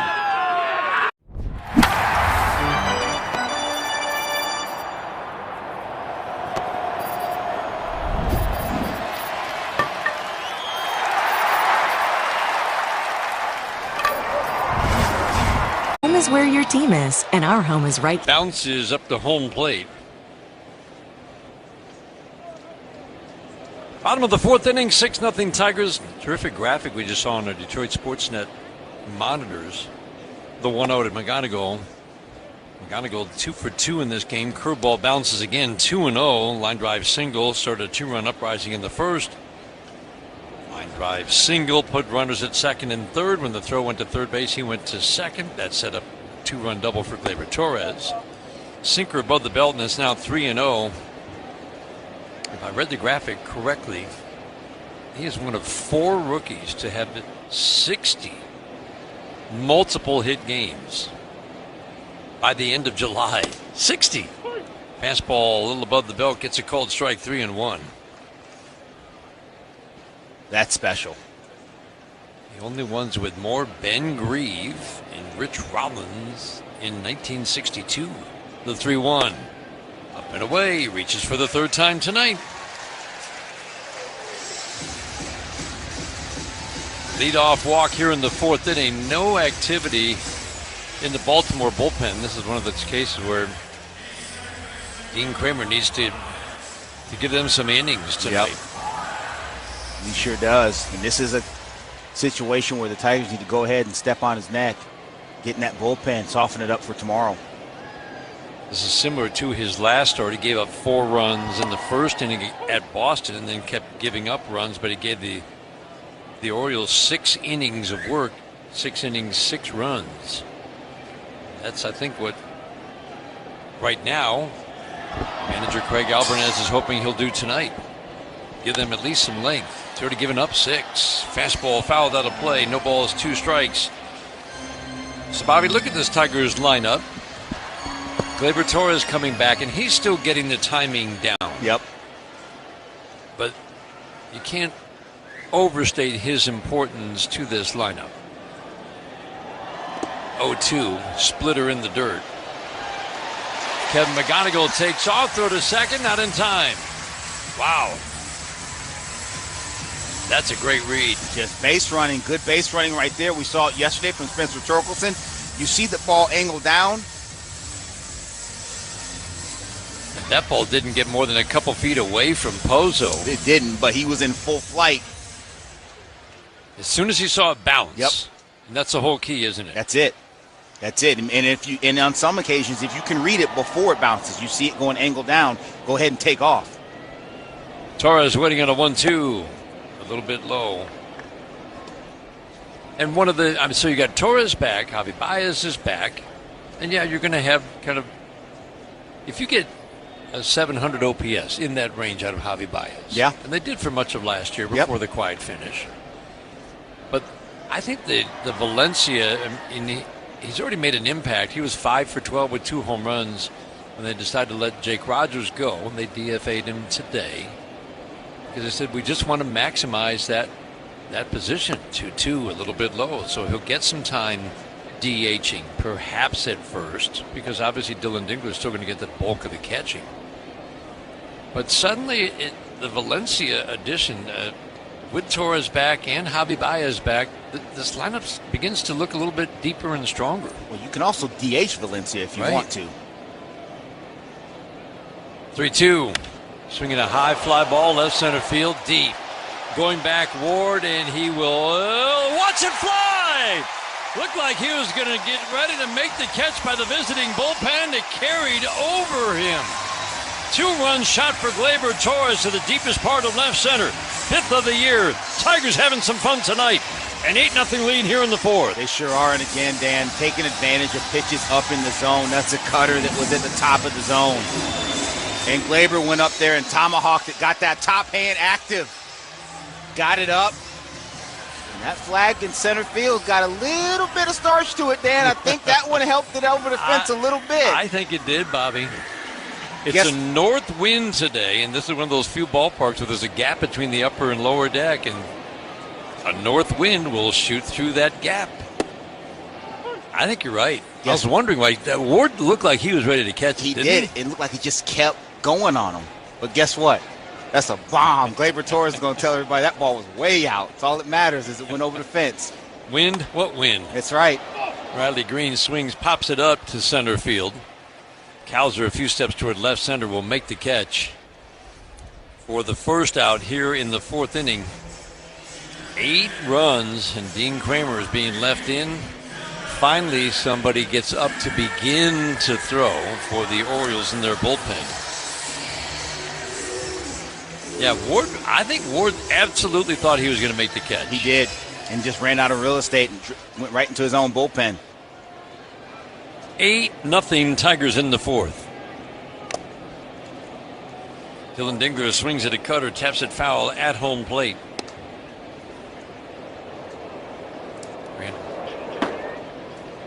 Suarez has begun to throw.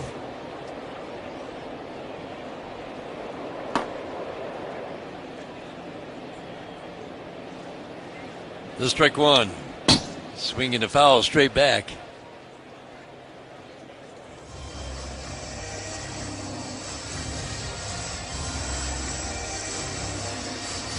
Quickly 0-2 on Dylan Dingler. Fly ball to left and a strikeout.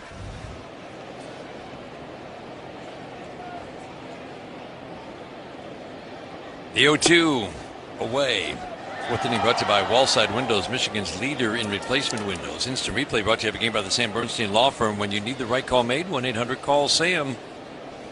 4th inning and an 8-0 lead. 2 in the first, 3 in the second, 1 in the third, and 2 in the 4th. Splitter in the dirt. Pozo behind home plate not having a whole lot of fun right now. No.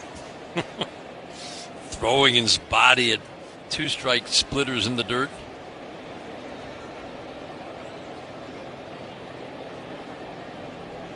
Holiday at second base, shades up the middle of the outfield, straight up. The 2-2. Swing and a miss. Very good cutter, low and away. Gets Dylan Dingler. The rare night where the Tigers' offense has exploded and Dylan Dingler's not in the middle of it. He's 0 for 3. McGonigal has reached 3 times. Torres with a 2-run double and a 2-run home run. Cole Keith with a 2-run triple. Valencia with 2 RBIs on a home run. His 3rd in 14 Major League at-bats. And a ground ball RBI single. All started with Colt Keith's 2-out 2-run triple in the first. Cutter at his left knee has him jumping back and falling across home plate. Keith walked his last time up, advanced on a couple of ground balls over to third, and then Valencia brought him home with a single. 8 runs on 8 hits for the Tigers. 2 home runs, Valencia and Torres. The 1-0. Keith swings, pops it up. Who's going to take charge? Anybody? Mayo will come in, make the catch. That was in fair territory, halfway to home. That was a circuitous route. It went about 10 feet foul, came back fair as the wind was pushing it, makes the catch. Tigers add to their lead. They've scored in each of the first 4 innings on the Gleyber Torres home run. We head to the 5th, 8-0 Tigers after 4 on the Detroit Tigers Radio Network, presented by Meyer.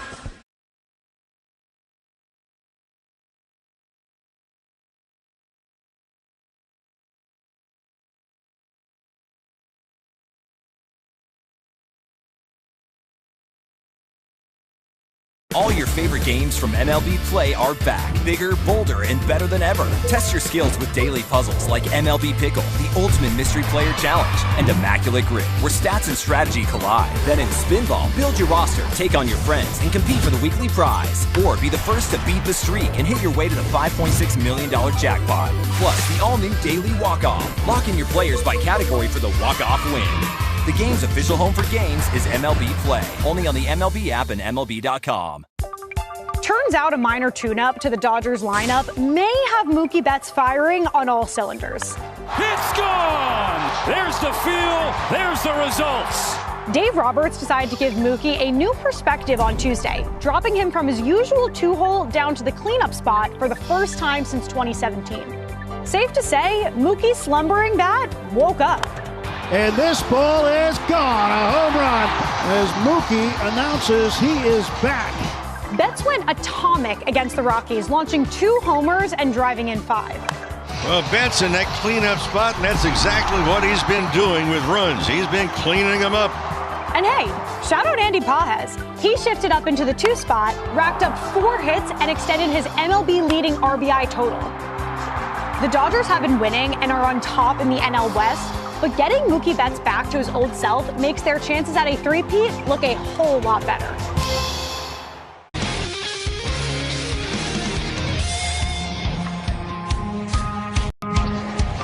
Jackson Holliday leads off. Left-handed batter takes a curveball from Troy Melton. Strike 1. 51 pitches. 33 strikes through the first 4 innings. 18 balls, 33 strikes. Troy Melton has certainly dialed it in. Everything's working right now. Soft ground ball foul down the first baseline, and Holliday falls behind. No balls and 2 strikes. Didn't really get a chance to get into it last night, but Bobby began to talk about the fact this, I don't know if cautionary tale is the right word to use, but Baltimore is a kind of a good example of, yes, it's great to build with good young talent, but you always have to kind of supplement it with guys around them. Because 100%. This is a team that year after year kept having the #1 prospect in baseball join their roster. It was Rutschman for 2 straight years. Ground ball to third, near the line. Cole Keith will field, fire, no chance to get Holliday. Runs too well. Good play by Cole Keith. That arm is, I'm telling you, much improved from a year ago. The work is evident. Not just the arm, the way he's moving, he's bouncing around, he's lighter on his feet. Yes, the arm is much better too. I think another year away of health. Yeah. You know, you see him out here playing a long toss. He just looks better over there. That one, there was nothing. No one was going to get him by Jackson Holliday out on that play. Kobe Mayo steps to the plate, but for 3 years running, the Orioles had the #1 prospect in baseball join their major league roster. Rutschman, and then Gunnar Henderson, and he was fantastic at age 23. Then Jackson Holliday a couple of years ago, and then full-time last year. Kobe Mayo was a highly regarded top, I would say, 30 prospect. Grayson Rodriguez is in that mix. Grayson Rodriguez.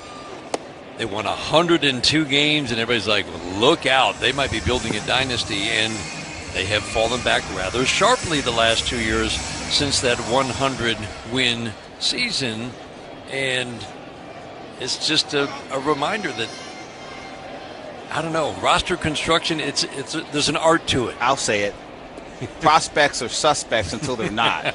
Prospects will get you fired. Ask me how I know. How do you know this, Bobby? I got fired. Okay? Because prospects don't come through, or prospects don't end up being what they're supposed to be. Pitch low and away. The can't miss kids sometimes miss. So majority. The majority, and that's the thing. Prospects are great. They also will get you fired. So I guess it's kind of an interesting just case study. Swing and a miss. Good slider down. Man. Troy Melton's got it all working tonight. That's his 4th strikeout. I'll tell you what won't get you fired is throwing sliders like that. You keep throwing sliders like that and cutters like that and fastballs down and away like that, you will keep your job in the big leagues. And Troy Melton is well on the way to keeping his big league gig right now, because that is some nasty stuff, Dan. 6, 7, 7, 6. Those are the swing and miss totals his first 4 starts. He wasn't giving up any runs. Oof. But you kind of felt like, well, you've got to get a certain number of swing and miss and strikeouts, otherwise you will start giving up runs. He had a very low batting average on balls in play. It's still low. Swing and a miss, Cowser 0-2. But Bobby, now over the last 6 starts, it's 10, it's 14, it's 16 swings and misses in a given outing, speaking to the stuff as he refines it game by game. Change up in the dirt. Cowser takes 1 ball, 2 strikes. And the reason, there is every reason to believe that this team could make some noise these last 2 months. There are 50 games left after the trade deadline on Monday, is because of the starting rotation. Fastball up. Yes, Tarek Skubal could be gone, but if you keep him, you've got Skubal, Melton, Mize, Montero, Valdez. And oh, by the way, there's a young man named Jackson Jobe coming back. 2-2, swinging a slicing foul down the left field line. All reports are that he's not just throwing upper 90s and consistently hitting triple digits, but his secondary pitches apparently look good. He's going to make another rehab start coming up Friday. He's been up to 4 innings in the minor leagues. Very efficient with his strike throwing. There's a lot that goes into the judgment. Swing and a miss, slider down and in. Wow. Again, it's all working right now. A wicked slider wipes out Mayo from the right side. An even better slider goes down and in and wipes out Cowser from the left. That's right after he saw a curveball. A little bit bigger break, a little slower, then all of a sudden he rips that slider. Looks like a fastball down and in, takes a hard left-hand turn. He just weighs over the top. You like that hard left-hand turn. It's the way he's throwing them right now. And he's hitting with it in the zone, too. It's not just a chase pitch. There's times when you got that guy who doesn't throw it for a strike. Every time you see that dot, it's going below the zone. You check off. But he has the ability to throw it in the zone for a strike as well. Joel Pozo swings and misses at the first offering from Melton. Now he takes a 97-mile-an-hour fastball inches off the plate. Pozo's a right-handed batter. 8 for 33 before St. Louis let him go.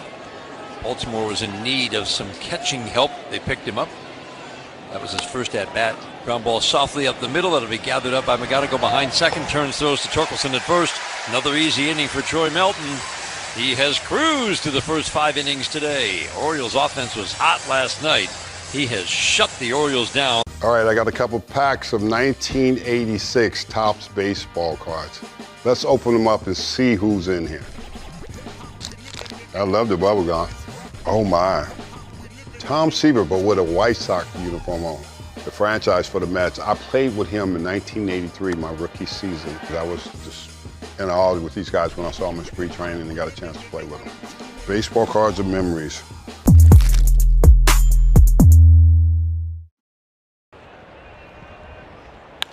Here's a drive left center field from Adele. It's Gilbert watching that one fly. And the Angels power out a couple of home runs here in the 4th. Mentioned that second time through, better swing on a changeup after all those swing and miss on a changeup. That's a changeup going 108.6, going 446. It's Barry Bondsley. That ball was annihilated by Joe Adele. He has 16 home runs now. Here's Trout, 2 for 2. And Trout jacks one to left field, way back there, and gone! Mike Trout turns back the clock again. He homers on back-to-back days to begin the baseball season. You never want to take for granted watching a future Hall of Famer. He looks fantastic. The bat speed is there. Oh, man. I mean, and you get goosebumps thinking about how good that player is and how good he still is.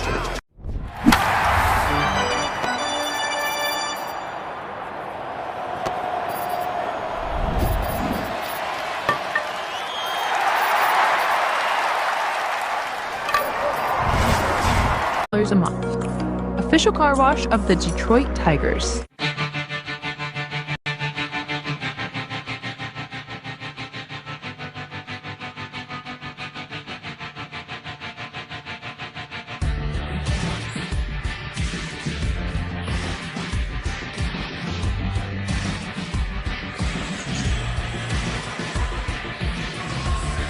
Fifth inning is brought to you by Figer Law. All they do is win. Well, Dean Kramer tried to give his team innings tonight, but the Tigers just had too many good swings. Albert Suarez, right-hander, takes over on the mound. 8-0 Tigers are in the bottom of the fifth inning. Big righty. First pitch, swing and a miss. That's a very good cutter. Low and away at 85 miles an hour. Yeah, Suarez, that's one of his big pitches. He'll throw that about 20% of the time. He's going to rip four-seam fastballs. It's a good one. 94 miles an hour average, but it's got some solid properties to it to make it play up. Four-seam fastball, cutter, changeup, and the occasional curveball. Strike one. At the belt with the cutter, so down and away, and then at the belt. Quickly 0-2. Who were the Orioles for the last 3 years? Remember, a starter a couple of years ago. Kind of a swing guy, but 24 starts, 8 appearances out of the bullpen. Had a solid year. The 0-2. Fastball up and away at 94. Injury shortened season last year, 43 innings of work this year with a 3.30 ERA. You would think maybe the kind of guy some teams might come calling about, except he just doesn't get much swing and miss. Low strikeout rate for a late inning leverage guy. That's not generally what you're looking for. It's a good arm, though. It is a good arm.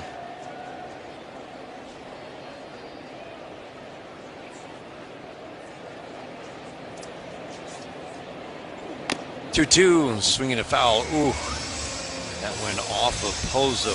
Looked like it caught him pretty good. I tell you what, man, we say this a lot, Dan, but when you get behind the dish, jeez, you got to get your mind right and be prepared mentally to take some punishment. Every single day. It's incredible. 2-2, low and away. Yeah, good take right there by Torque. He saw that cutter out of his hand, fouled it well below the zone. Suarez works over on the first base side of the rubber. 3-2. Swinging a high fly ball down the left field line, hooking, and will come back fair. I think the wind brought that absolutely back to Taylor Ward. He was going over to get a better look at where it landed, and then the next thing you knew, he was backing up just to the right of the 342 marker to make the catch. It almost fooled him. It really did. Let's pause right now for station identification. This is the Detroit Tigers Radio Network.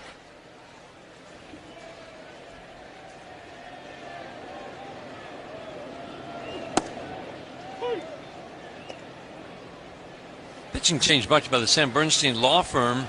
94-mile-an-hour fastball and a called strike. Zach McKinstry's 0 for 2 today. Ground ball out and a strikeout. The strike one. Swinging a foul. Bobby, we were talking about some of the elements of a postseason, a team that can make a deep run in the postseason. It's almost always led by run prevention. Yep. For as great as the Dodgers' offense was last year, if you look at their offense, I think they had a 660 team OPS in the postseason last year. How did they win the World Series? It was with run prevention. Their pitching was outstanding. Pitch up and in on Zach to make it 1-2.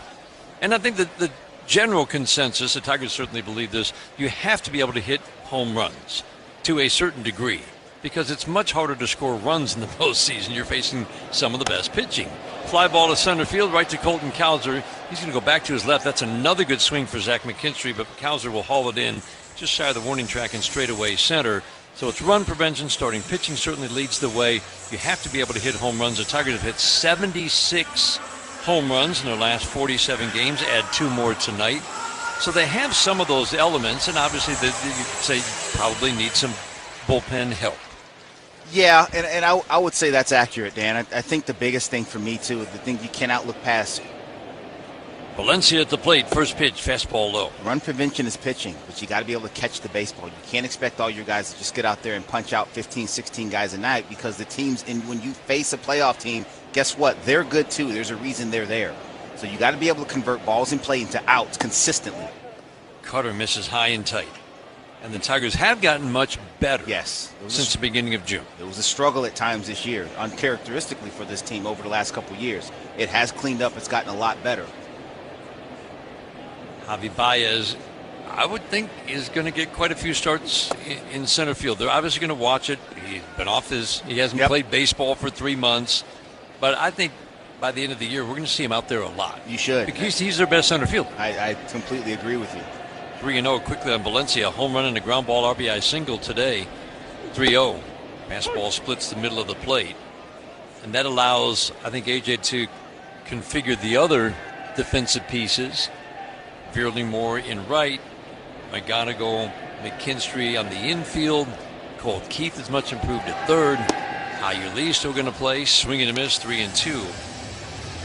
Having center field settled down by Outman has helped everywhere else. Yes. And I think Hobby now out there is probably another level of defense that, again, allows AJ to put guys in places where they can succeed. And that's the thing. It gives him the flexibility that he needs to move the pieces around the board. Line drive. Base hit into right field. Why not? And Eduardo Valencia is now hitting over 500 in his major league career, Bobby, with power. Your kind of guy, huh, Dan? Like those guys that get high average, high power. No, he's done a nice job. Listen, I mean, he's a hitter. He can hit, man. If you lay it in there, he's gonna hit it. He's shown that, especially fastballs. He's gotten challenged with another fastball up. Nice line drive the other way. Love to see that too. 3 hits, all off a righty. Kerry Carpenter on the injured list. Pitch in the dirt. Nice pick by Pozo, the catcher. Ball 1 on Javi Baez. First major league action since the end of April.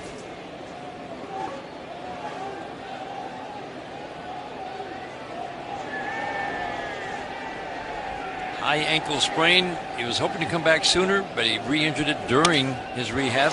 Line drive, base it into left center. Valencia around second. He's heading to third, and Kals' throw this time goes to second. He knows what the drill is here at the major league level. You go first to third if there's a single. Big boy said, "Vamonos, I'm going to unhitch the wagon and get going, baby." That was a nice, smooth turn around second base for Eduardo Valencia. But the key to that was the ball was hit hard, but it was hit about 10 steps away from where Colton Cowser was set up. If that ball takes you east or west, right or left, that far, you can go. It doesn't have to be split. It doesn't have to split a gap for a guy to go first to third. That's really good reading, really good base running from Eduardo Valencia. Maybe he knows that the Tigers' best base runner going first to third this year is his catching compatriot, Dylan Dingler. That's the first thing Dingler told him when he got here. He said, "Listen, you know how often I'm going first to third? Listen, if you're in the fraternity, man, there's one thing we do. It's not about catching. It's not about setting up the pitchers. No, we go first to third back here." I can promise you that's not what he said, but we're embellishing that a little bit. Maybe a little. I'm embellishing that a little bit. I won't even put you in there, partner. But no, listen, in all seriousness, that's good baseball right there. That's good, sound baseball right there. The ball told him to go. He went. No fear. Hit second base and kept on rolling. Dylan Dingler went first to third on a single the other day. I thought, it seems like he never stops at second. You look it up, and he's gone 14 for 16. First to third on a single. Yeah. League average, he would have gone 5 times. 5. Basically, it's 1 out of every 3, a little bit below that. McGonigal takes a pitch up and in. Tigers base running has been outstanding this year. It is at the same level, taking the extra base, as last year when it was historically good, as in no team had been at that level in 50 years. Good. Fastball off the plate and in. No team had been at 53% taking the extra base. First to third on a single, second to home on a single, first to home on a double, until the Tigers did it last year. They're doing it again this year. They're at 53%. And the subtle improvements, they've taken more bases and they've made fewer outs for each base taken. It will be 3-0 if he loses this challenge. He did not. Joel Pozo gets the call. Still a good hitter's count. McGonigal single, double, and a walk. But for Dylan Dingler to be 14 for 16, man. Yeah. I told him that yesterday. He's like, really? Swinging a line drive to the gap in left center field, and that one will drop. Cowser over to field it on the hop. Baez to third. Kevin McGonigal's 3 for 3 tonight. Another run for the Tigers in a 9-0 lead here in the 5th. They are taking advantage at pitches in the middle of the plate. I've talked about it quite a bit on the broadcast over the years. Pitches in the middle of the plate, regardless of pitch type, have to get hit hard. They're doing more of that lately, and you're seeing the result, especially tonight. Whether it be Kramer or Suarez right now, that's another four-seam fastball at 94 miles an hour right in the middle of the plate. That's a base hit. That's what you're supposed to do to those balls. There's no remote control. You can't make it fall on green grass for a hit, but you can hit it hard if you're on time, and Tigers have taken advantage of that tonight. Beautiful side view of that swing from Kevin McGonigal. Gleyber Torres takes Cutter outer third for a called strike. 2-run double in the second inning, 2-run home run last inning. So last night's game was perhaps a little bit of a precursor to tonight's. We liked all the good swings against a pitcher who'd been pretty darn good, Kyle Bradish. Cutter fouled out of play. And Bradish had been on a nice roll. He's given up just 23 hits, 40 innings his previous 6 starts, and the Tigers had nothing but good swings against Kyle Bradish before chasing him in the 5th inning. 10 hits in 4 2/3. 11 hits tonight. The 0-2, swing and a miss, fastball up. Gleyber Torres strikes out. Tigers have scored in every inning. We head to the 6th, 9-0 Tigers after 5 on the Detroit Tigers Radio Network, presented by Meyer.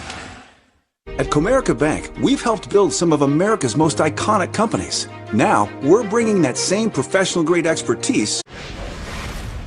3 batters over the minimum for Drew Rasmussen, just 3 base runners in 7 shutout innings. And he did it on under 90 pitches. His second home run of the ball game. And he sets a new career high. 6 runs driven in today. The damage, it's been done. 2 home runs in the inning. Manny Machado ties the game with his 2-run shot. And then Jackson Merrill puts him on top. Padres lead at 5-3. Abrams with 2 on the day. James Wood joining him with a multi-homer game. He's got 30 this season. And the Nats have double digits. It's 10-5. Out the side for the 3rd time. Day is done for Jacob Mizorowski. He's struck out 12, including the first 7 he faced today, a new franchise record. Through 66 pitches, over 100 miles an hour today. Jammed and a little pop-up. Everybody's coming, but the pitcher wants it. Now he's going to give way. What's he doing? It's going to be dropped. Keystone Cops on the infield for the Rockies. Isbell's got a beat on Iron, battling the sun. He bobbles and recovers. That's a highlight tape and a heck of a catch. That went straight lawn dart. It's in the ground. On guard. That's it. See, he comes off that stool down there and makes a nice catch, a hot line drive. And Vladdy's applauding.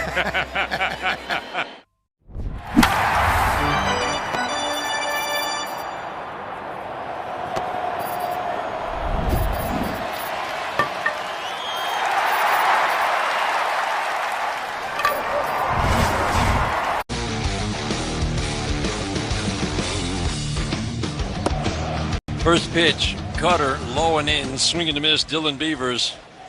Andy Dirks is a hard-working man, and so Daniela Bruce. Great teammates over there. Working hard right alongside him, delivering food, as we talked about earlier, for Jason Benetti and Dan Petrie, who are broadcasting courtside down by the on-deck circle, first base side. And they made their way. They didn't forget about us, Bobby. I appreciate that. They made their way up here. Andy had a huge bag over his shoulder. A 1-1 pitch was called the ball, and Valencia wins the challenge. That's something else he has to do well if he's going to be behind the plate. That's true. Hold up the tradition. 1-2, the count on Beavers. So Andy Dirks fights his way through the crowd. He said, "You can't believe how people were reaching into my bag and just taking stuff." And we got 2 nice little appetizers. Got some chicken wings. We got exactly 2 wings and we got and something. It's like some. It looked like a little pita with some meat. With some beef in there. Beavers taps it foul. He had to fight his way all the way upstairs to the booth. We appreciate him for that. We said, "What's in that big bag?" He said, "There used to be a bunch of food in here, but people kept reaching in." So we do appreciate their efforts. Man, they've been working hard tonight. Daniela's going to go down the desk and do the post game, swinging a foul back to the screen. He's going to be exhausted. Troy Melton's been terrific through 5 innings. He has shut the Orioles out on 3 hits. I mean, this is every game with Troy Melton. Yes. The 1-2. Ground ball to second on 1. Sharp hop. Torres plays it off to the glove side. Flips to Torkelson at first. 1 up and 1 down. 6th inning. It's a 5-pitch mix. And I guess really, Bobby, because he throws the curveball at least enough. 1 every, 20-ish pitches? And it's mainly a 6-pitch mix. Yeah, it's because it's mainly the lefties. Right. So that, you look at it, you say 6% overall. Alonso takes a pitch in the dirt. But really, most of it is to left-handed hitters. So if you take, you back out the ones he throws to right, it's really 8% of the time to lefties. So it's something as a left-handed hitter you got to honor. Yeah. But it just, I mean, he's got 6 weapons. He uses them all the time. There's a curveball to a righty. Ooh, he didn't miss by much. He's throwing with tremendous confidence. I keep looking at that batting average on balls in play in his time in the major leagues. It's below 200 both years. That's kind of hard to do. Alonso fouls it out of play, and yet, Bobby, he keeps doing it. Right. He keeps missing barrels. That one odd game where the Twins hit the home runs on a hot, humid night, and it's not much hard contact. The 2-1. Fastball low and in. This will be another start if he continues where he's at, where he's going to give up 2 earned runs or fewer for the 10th time in 11 games if he keeps this up. Alonso takes a cutter, 3-2. He's given up more than 5 hits in a game, just twice. 3-2, swing and a pop-up. Gleyber Torres to the right of second, says, "I've got it." Moves 2 steps to his left on the infield dirt to make the catch. Alonso pops out, 2 up and 2 down. 3 base runners, first trip through the order. And now he has retired 10 of the last 11 batters, and easily. We get awfully spoiled watching him because this is what we watch, it seems like, every time out. Yeah, it's been really good. Very consistent, like you said, a couple blips here and there, but for the most part, very consistent. Splitter up and away into Gunnar Henderson. 6th inning is brought to you by the Jack Demmer Automotive Group. When an experience a Demmer difference. Pitch count's brought to you by Rocket Mortgage. Own the dream. Pitch count for Troy Melton at 81. 82 with a low fastball.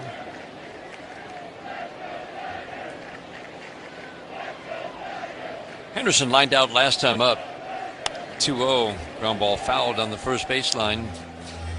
Struck out in his first at-bat. Strikeout updates are brought to you every game by Carbliss, the official ready-to-drink canned cocktail of the Detroit Tigers. 1 walk. That was the second batter of the game for Troy Melton. 5 strikeouts.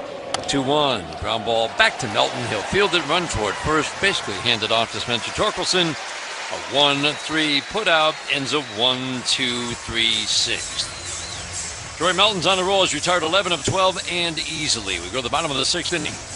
9-0 Tigers. This is the all your favorite games from MLB Play are back, bigger, bolder, and better than ever. Test your skills with daily puzzles like MLB Pickle, the Ultimate Mystery Player Challenge, and Immaculate Grid, where stats and strategy collide. Then in Spinball, build your roster, take on your friends, and compete for the weekly prize. Or be the first to beat the streak and hit your way to the $5.6 million jackpot. Plus, the all-new Daily Walk-Off. Lock in your players by category for the walk-off win. The game's official home for games is MLB Play, only on the MLB app and MLB.com. Dominic Canzone, you think about this time a year ago, he was off the radar when you think about it, right? Canzone plugs this deep out to the gap. Right center field. Dom Canzone! An opening night bomb! And the Mariners have taken the lead. Well, Dom Canzone picking up right where he left off. This was a sinker middle part of the plate. Got that foot down, all those adjustments he made with that swing in that lower half last year. A huge contributor. Let's see how the big fastball for Miz works out. Struck him out. Another fastball. Good afternoon, good evening, and good night. Always the big question is, how does somebody recover after their first start? You got all the jitters out after opening day. I think he's back. Still bringing some serious heat. He's already got 3 over 100 today. Swing and a miss. He struck him out. Fastball at 101, and Mizorowski's got the juice working here this afternoon at American Family Field. Couple of Ks and a perfect first for Miz. Team at McLaren Healthcare. With great benefits and career growth, your future starts here. Apply today at McLaren.org. Ben Mulgeri at the plate, line drive, base hit into left. He doesn't waste any time getting in on the fun. Pinch hitting for Riley Green to give Riley a few innings off, and he lines a sharp single into left to start the 6th inning. Yeah, you come off the bench pinch hitting, you better hit the first thing smoking, baby, and he didn't waste any time on that. That's a heater up. Ben Mulgeri said, I got something for that. That's a good swing right off the pine.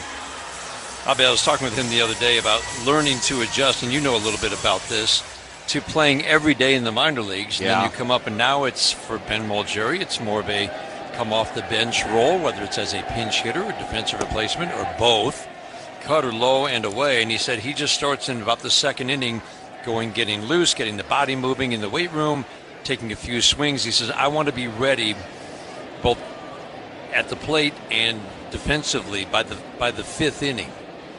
And certainly there are more opportunities for a player to do that here with the facilities they have in this clubhouse. I picture you trying to do that at Wrigley. Yeah, it didn't exist. I mean, you had a weight room. We had a weight room, and really there was no cage. There was nothing available. You had to drop a net in the clubhouse and hit balls in the length of the clubhouse. In the clubhouse. In the clubhouse. Wow. That's how you got warm, right? Taking a few swings. And back then, the way the clubhouse was oriented, Carlos Zambrano had his locker right next to where you had to drop the net. So if Z was in there doing whatever it was, I'm not going to tell him to get up and move. So you just go into the weight room and throw the medicine ball against the wall and hope that was good enough. Ground ball, the 3rd, foul. Still 1-2. The count on Dylan Dingler, 0 for 3. He wants to get in on the fun. He almost always does. Hitting .273, 22 home runs and 66 RBIs, and tremendous consistency. Tigers have scored in every inning. Might as well keep it up. Suarez in his 2nd inning of work got the first 2 outs last inning, gave up 3 straight hits. Tigers scored a run. The 1-2 bounced up to home plate. Good block by Pozo. He just stood straight up on a ball he knew was going to bounce high and kept it right by home plate. Kept Mulgeri at first. Alonso's playing off the base at first, down 9-0. But if they're giving you a second, even 9-0, you should take it, right? Swing and a miss. What are your thoughts on that? This is the time of the game. You're not stealing a base. Yeah. They're giving you a base on defensive indifference. There's 2 schools of thought in this time of the game. Yep. I think I'm in the more conservative one. I wouldn't have my guys go right here. Even though they're giving you the 90 No, feet? I wouldn't. Not right now. Not 9-0. If it's still a little bit earlier in the game, maybe you keep playing. But the old rule used to be 5 after 5. That they, even if they're giving you defensive indifference and 90 feet, I'm not talking about stealing a base. Right. You wouldn't go.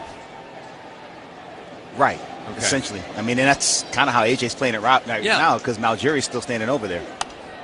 Keith swings, pops a 1-0 pitch foul out of play over the netting down below us. Big contributions tonight. McGonigal's reached all 4 times with 3 hits and a walk. Edward Torres, big night, 2-run home run, 2-run double. Keith got the scoring started, and his hit might be the biggest of the game. 2-run, 2-out, 2-run triple in the first. 4-seam fastball misses in. He's got a good hitter's count. And then there's Eduardo Valencia, off to an 8 for 15 start in his career, with 3 home runs. Home run in the 2nd, single in the 3rd, single in the 5th. 2-1 in the dirt. My goodness. Big misses. Change-ups, fastballs, breaking balls. Josh Walker's getting hot for the Orioles in their bullpen. One of their 2 lefties. The 3-1. Swing and a miss. Good action on the changeup. Darting down right at the plate. 9 runs, 12 hits for the Tigers. No runs, 3 hits for the Orioles. Love to see out here tomorrow. Tarek Skubal on the mound. No, I'm not going to the... Might be his last. No. Nope. Tarek Skubal is going to start tomorrow. And then he'll be starting for the Tigers on the road trip in Seattle. My big, bold prediction, the 3-2. Swings that foul right at home plate. It is funny, though, how these next 5 games could literally determine what happens at the trade deadline. And not just about Tarek Skubal, but the overall philosophy for Scott Harris in the front office. Certainly an opportunity. Line drive, base hit into center field. Then Mulgeri will scoot around second, head to third, first to third. It's what the Tigers do. Keith with a line drive single, his second hit of the day, reaches for the 3rd time today. Runners at the corners and only 1 out for Spencer Torkelson. Yeah, nice job there by Colt Keith. It was a changeup away, probably a ball, but he stays on it. He just guides it up the middle for a base hit. And that will be the end of the day for Suarez. It's been a tough go for him in his 2 innings of work. He's given up hits to 5 of the last 7 batters.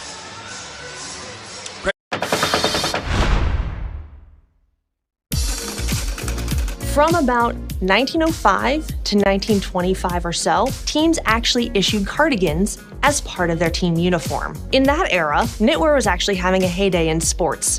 Think of ski sweaters or Argyle sweater vests on the Gulf Green. And baseball decided to jump on the bandwagon and create cardigans.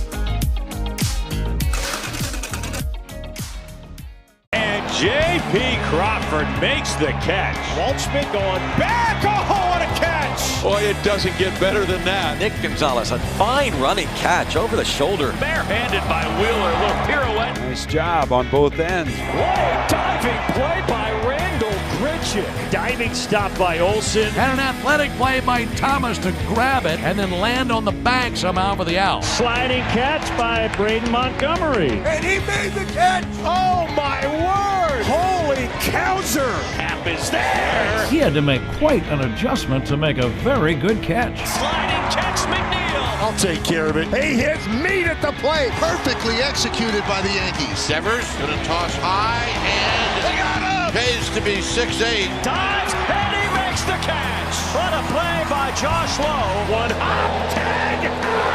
Oh, what a play! Guzman with a long throw. It's perfect! What a play, what a throw.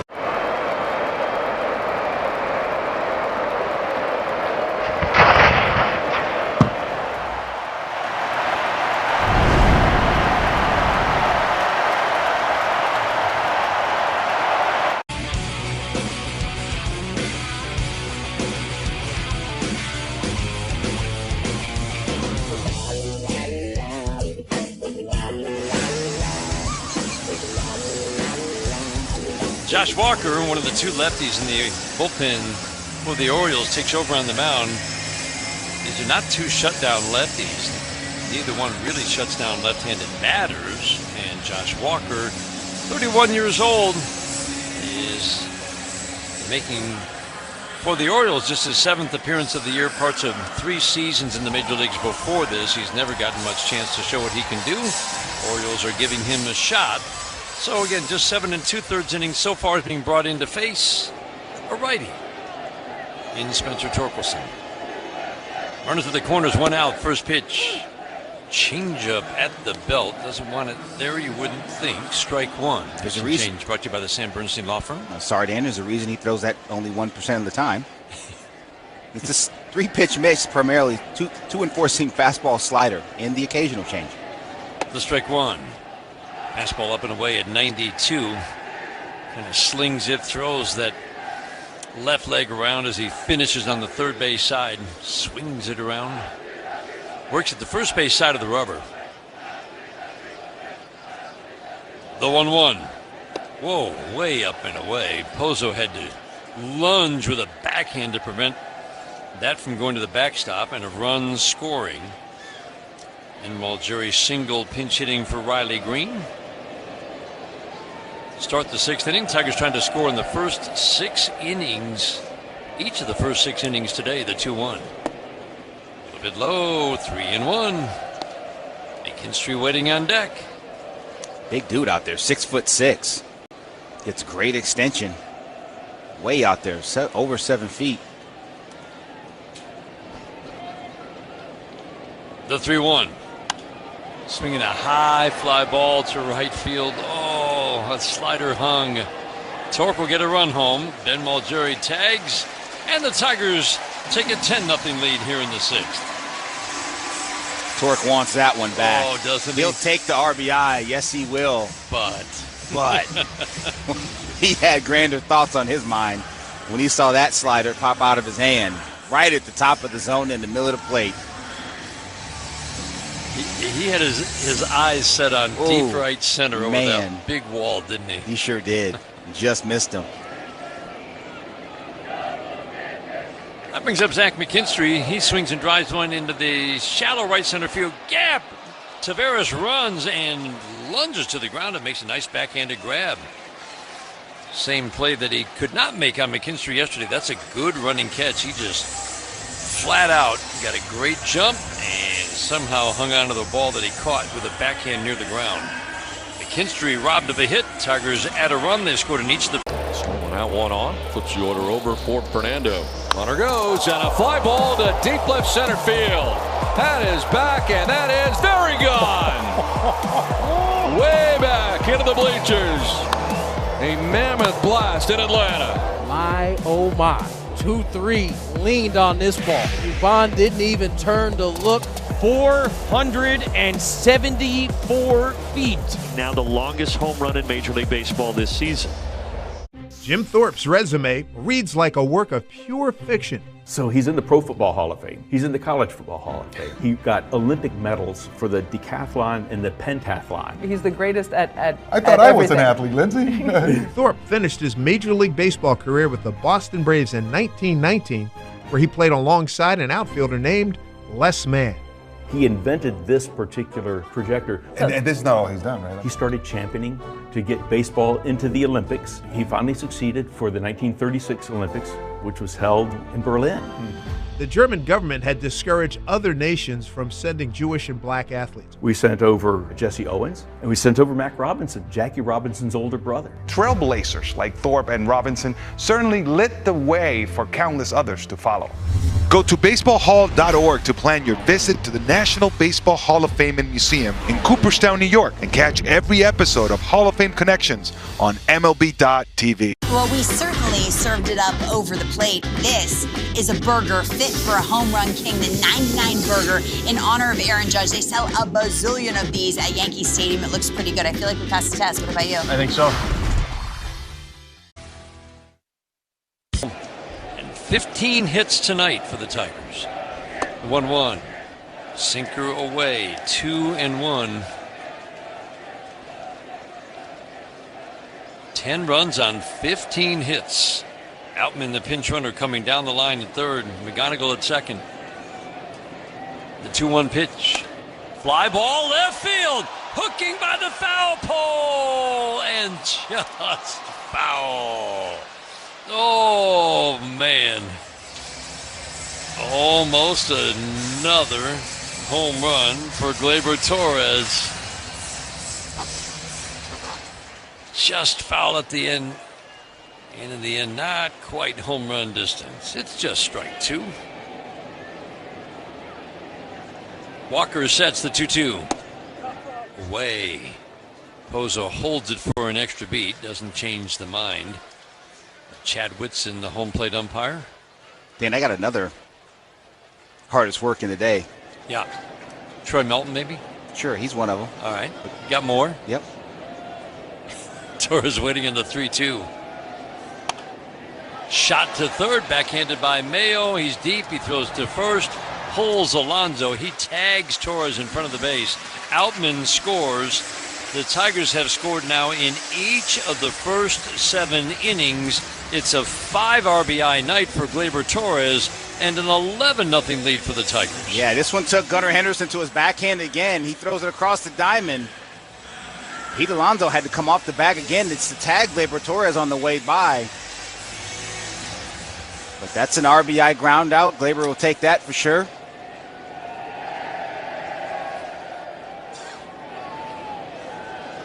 Two outs, so leads it up to Ben Malgeri. Singled his first at bat last inning. Long fly ball slices fouled on the right field line, almost home run distance. The opposite way. All right, so our hardest working team member is not in uniform tonight. Oh, that's right. Are you going to go? Mike Pagel. Yes. Mike Pagel is a member of the Tigers IT department.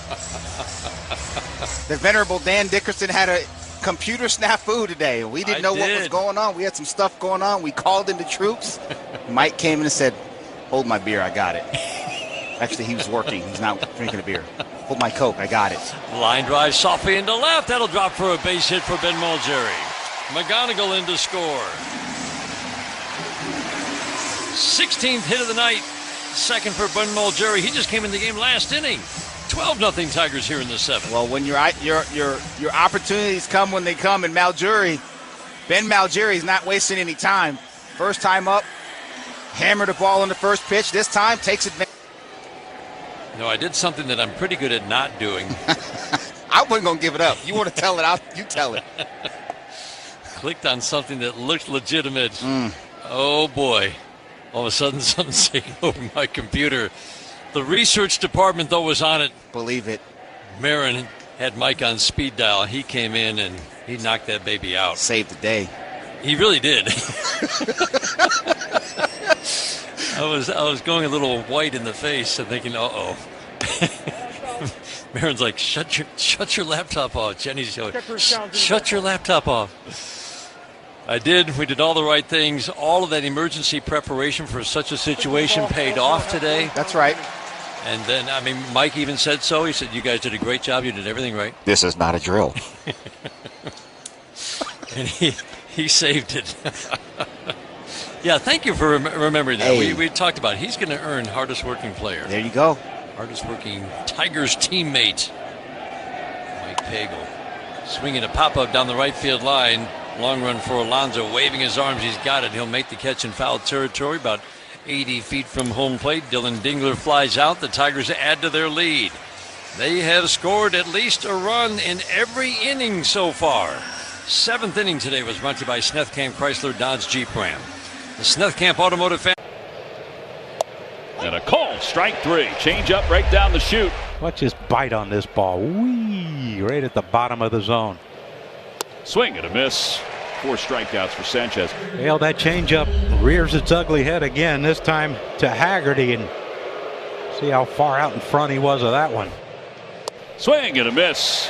7 strikeouts for Sanchez. He's mixed it in all his pitches, and he picks up another K.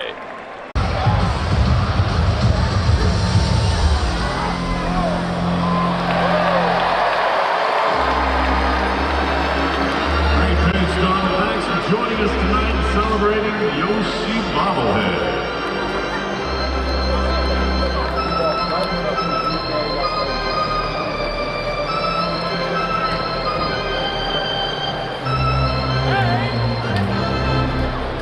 It's time now for the start. Let's open this up. Take a look at what we find. Looks like we've got Lauren Shahadi. Animation is great. We got Robert Flores, one of the stars of MLB Central, with Lauren Shahadi. Then we got Mark DeRosa. Look at that. He looks like Superman, does he not? Right? He was when he was with the Cubs. Harold Reynolds looking ripped in a tracksuit in Studio 42.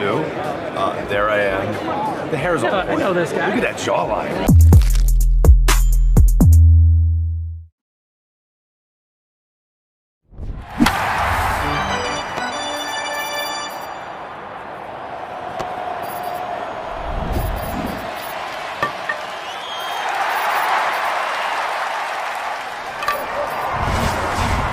Tigers Radio Network, NorthvilleLumber.com.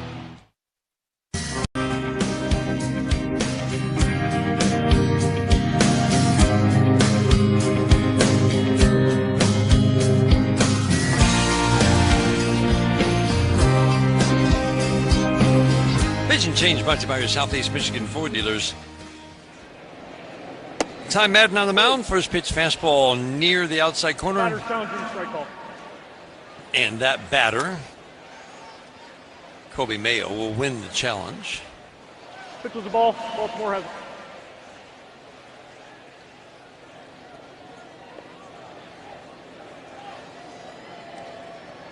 Defensive changes, how your lead does indeed come into the game. He's at second base. James Outman pinch running for Javi Baez, takes over in center field. Perfect night for A.J. Hinch. He can get at least 4 regulars off their feet. While Jerry in left, Outman in center, McKinstry in right. The 2-0. Swing and a miss. Very good cutter. Not quite as hard as Troy Melton's, but that's sharp blade break at 87.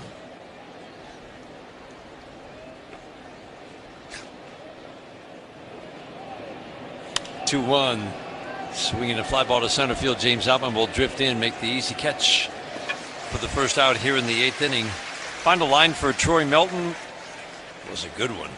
7 shutout innings, no runs on 3 hits, 2 walks, and 5 strikeouts. What'd you like the most, Bobby? The control. He had all of his pitches working today. He really did. He was able to nail that fastball glove side down. You can do that. You can do whatever you want with the baseball. He pitched to all quadrants. He went up in the zone when he wanted to. He went in the zone with breaking balls when he wanted to. First pitch slider away to Colton Cowser, a lefty, ball 1. He got some chase below the zone with both the changeup and that slider. He was very good tonight, very efficient, as he usually is. Final line brought to you by Figer Law. Fastball foul back to the screen. First 7-inning outing since early June. Remember, he came back in late May. But man, it was efficient, Bobby. And he was just attacking after a brief bout of wildness early. The 1-1. Fastball up and away, 95. Ty Madden doesn't have the big fastball, but he does get a lot of swing and miss with it at the top rail. Got good carry to it, Dan. Really good spin numbers. Has some vert to it. Splitter misses up and away. It's about command for him. Think about the back end of this bullpen. Yes, Drew Summers gave up the home run the other day. As you said, it wasn't the wrong pitch. It was just the miss was over the plate instead of maybe away. Check swing, slider, did he go? Yes, he did. Appeal to third. Bill Miller goes up with the right hand. But in that outing, Drew Summers threw 22 pitches, 18 strikes, Bobby. Yes. And if he continues to do that, it feels pretty certain that we're going to see a lot of zeros in upcoming outings. I'm bullish on him. I am. It's a low arm slot. Sidearm arm slot. He starts on that first base slide and works across his body. It's a really difficult at-bat for left-handed hitters and a difficult one for righties as well. First pitch slider, good one for a called strike 1. Joel Pozo at the plate.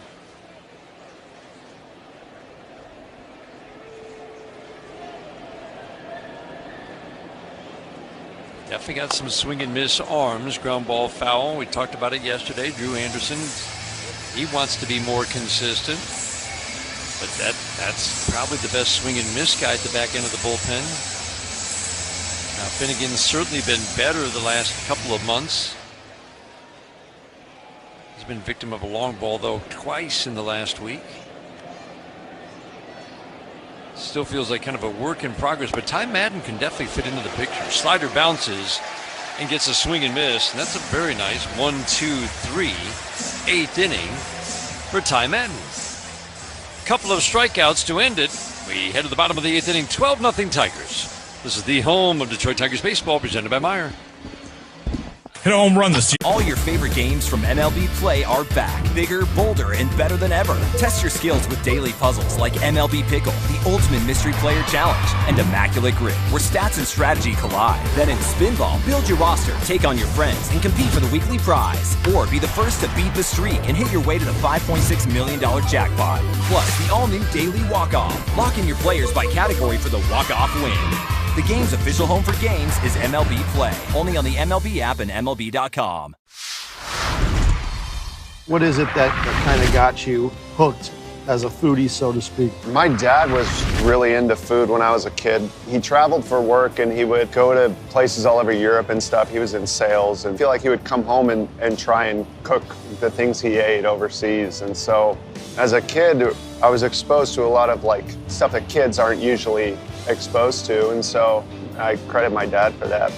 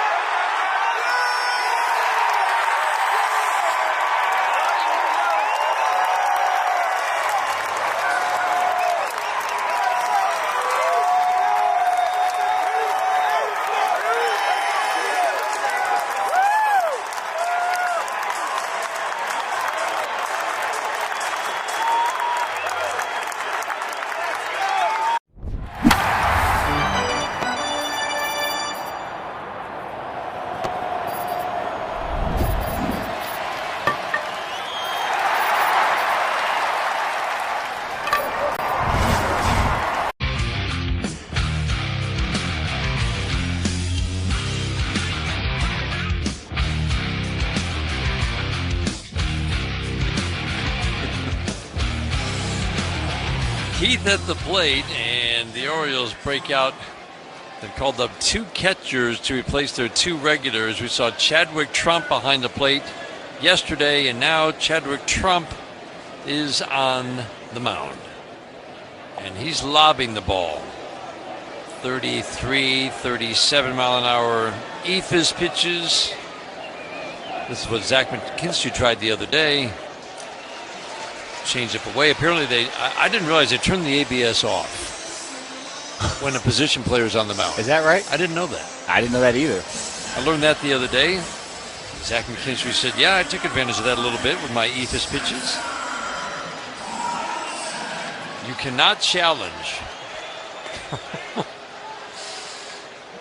Trump is just lobbing the ball in. I was talking to Zach about his ephus pitches, and they were real ephus pitches. Ground ball soft and is short. That's going to be 2. Oh, my. Henderson to Holiday over to first. Torque wanted to launch. Instead, he grounds into a 6-4-3 double play. He's got a smile on his face, too. Check some scores from the 1-800 Call Sam Studios scoreboard, brought to you by Meijer, the official grocery retailer of the Detroit Tigers radio network. 12-0 our score here. Miami over Philadelphia, 1-0. Lob ball to the lob baller. Zach McKinstry's got a little smile on his face like, I know what that looks like. I've been on the mound trying this. The strike 1. Swinging a line drive, base hit into left center. That one's going to get all the way to the track, and Zach McKinstry will shut it down as he cruises into second base. Let's pause for station identification on the Detroit Tigers radio network.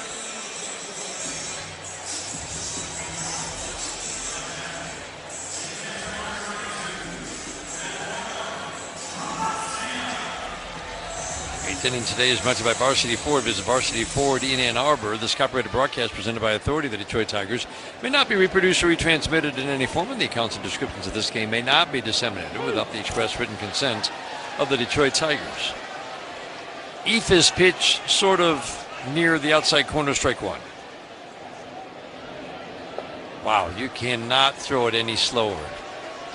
I'm surprised it's even 36. Well, I'm surprised it's registering. I didn't know. This is super slow here. Now long fly ball down the left field line off the bat of Valencia. Gone!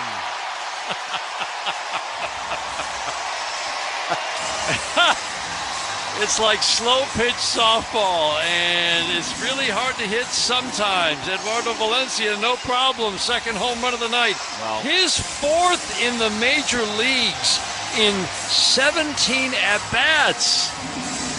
14-0 Tigers here in the 8th. Hey. There's no asterisks on the back of the card. Valencia says you're going to lob it in here. I'm going to have to take advantage. Take them how you can get them. It's not easy, is it, no. to hit a 33-mile-an-hour lob ball? I think that's what Torque was trying to do when he grounded into the double play. Base it into center off the bat of James Outman.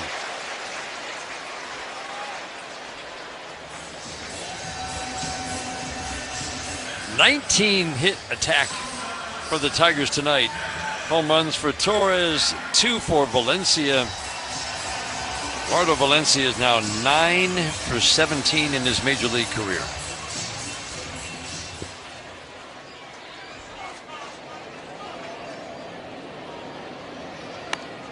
McGonigal tried to launch. He wants some too. Grounds it foul down the first base line. He's reached all 5 trips to the plate tonight. 4-hit night for Kevin McGonigal plus a walk. The strike one. Ooh, he didn't get the call. A pitch away. 1 ball, 1 strike. 3 singles, a double. 1 RBI. McGonigal scored a couple of runs. High fly ball, right center field, not deep. Taveras a few steps to his right makes the catch for the 3rd out. The Tigers have scored in every inning in this game. We head to the 9th. 14-0 Tigers on the Detroit Tigers Radio Network, presented by Meyer. For 40 years, United Wholesale Mortgage has been building the #1 team in the country. Here, the MLB app. Yeah, it's got game. This game. These games, all the games, pre-game, post-game, and everything in between. This is baseball your way, with real-time stats, scores, breaking news, and custom content that hits every time. Because you choose the teams and pick the players you want to follow. So when they catch it on the field, you catch it on the app.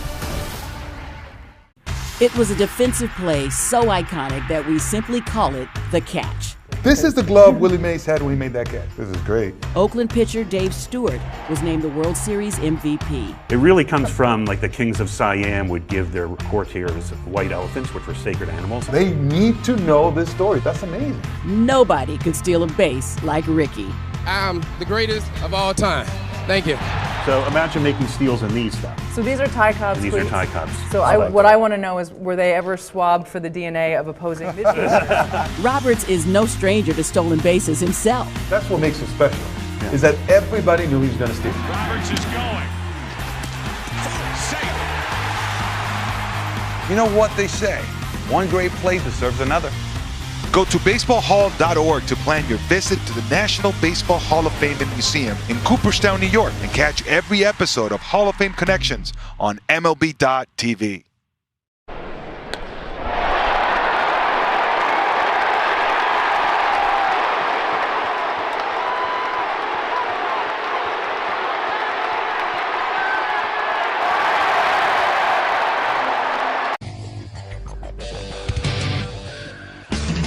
Nothing Tigers in the 9th inning. Dylan Beavers takes a pitch low and in. Ty Madden still on the mound. So when the Tigers scored their runs in the bottom of the 8th inning on the Valencia home run, line drive to center field, long run for Outman. He'll slow down, make the catch as he runs to the right center field gap. Dylan Beavers squared it up. He lines out. Good running catch for James Outman in center. 1 out in the 9th inning. As the inning ended, I'm thinking, God, I wonder when the last time the Tigers scored in every inning of a 9-inning game through the first 8 innings. And by golly, the research department was on it. Reading my mind. Greg Gagne delivered the note when the inning ended. The last time the Tigers team scored in all 8 innings of a 9-inning game was here at home in 2014, so 12 years ago against Colorado in August, an 11-5 win. Tonight and that game in 2014, the only times it has happened for the Tigers since 1912. Wow. How about that? That's something else. Chadwick Tromp, the pitcher, at the plate. The 1-1. Ground ball chopped to short. Big hop from McGonigal. He'll field it near second. Easy flip to first. 2 outs in the 9th inning. 14-0 Tigers. 9th inning brought to you by Comerica Bank. If you want to elevate your small business's game, visit Comerica.com/succeed to learn how. Come on out tomorrow. Tarek Skubal on the mound. It's a 1 o'clock start. Trevor Rogers, who the Tigers got to in Baltimore earlier in the season, is on the mound. He's pretty good for the Orioles. Everybody on their feet. Good crowd, 27,000 plus tonight. Gunnar Henderson at the plate. He takes the pitch up and away. Ty Madden trying to close this one out. Arms up over his head. The big leg swing, the pitch. Cutter a little bit low. 2-0 on Gunnar Henderson. 0 for 3 tonight. Just 3 hits for the Orioles. All singles. Holiday has 2 after his 4-hit game yesterday. Pozo has the other. The 2-0 pitch to Henderson. Swinging a foul. That's a good pitch. Fastball in on the hands. 2-1. I like that. Continuing to pitch. Good heater in right there.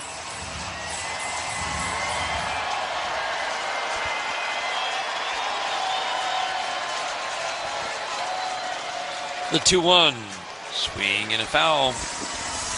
We don't see hitters get around on that fastball, even at 93, very often. No, Dan, we talked about it. There's not a ton of vert with his fastball. Only 14 inches of vertical break induced, but he's got really good carry. 2,300 plus spin rate on all his fastballs. 2-2. Slider away. Didn't miss by much. 3-2. Very much about the strike throwing for Ty Madden. It's been better at the major league level than down in the minor leagues. Trying to get the final strike, the final out, the 3-2. Swinging a shot, foul down the third base line. He just challenged him. He got up to 96. That's as high as we have seen Ty Madden. And Henderson was late. Everybody on their feet here at Comerica Park. 14-0 Tigers, 2 outs in the ninth. 3-2 again. Swing and a foul a little further down that third base line. 1:10 start tomorrow, and then the Tigers fly west. 3-city West Coast trip starts in Sacramento against the A's on Friday night. The A's have lost 24 of their last 30. Oof. And the ball will be flying in the triple-digit temperatures in the desert of Sacramento. The 3-2, another foul out of play. I saw 105 when I looked up the forecast. Well, I'm good. I don't need to know anything else. 105. No dome. Once again, the 3-2. Ground ball foul down the first base line. This will be at least a 10-pitch battle. Yankees lead the White Sox. The game is 3-0 in the 5th inning in Chicago. Reds in game 2 of their doubleheader, 2-0 over Cleveland in the 8th in Cincy. Pitch number 10 on the way. Swing and a pop-up. This should end it. Kevin McGonigal can't see it, but Cole Keith does. Makes the catch. Tigers win.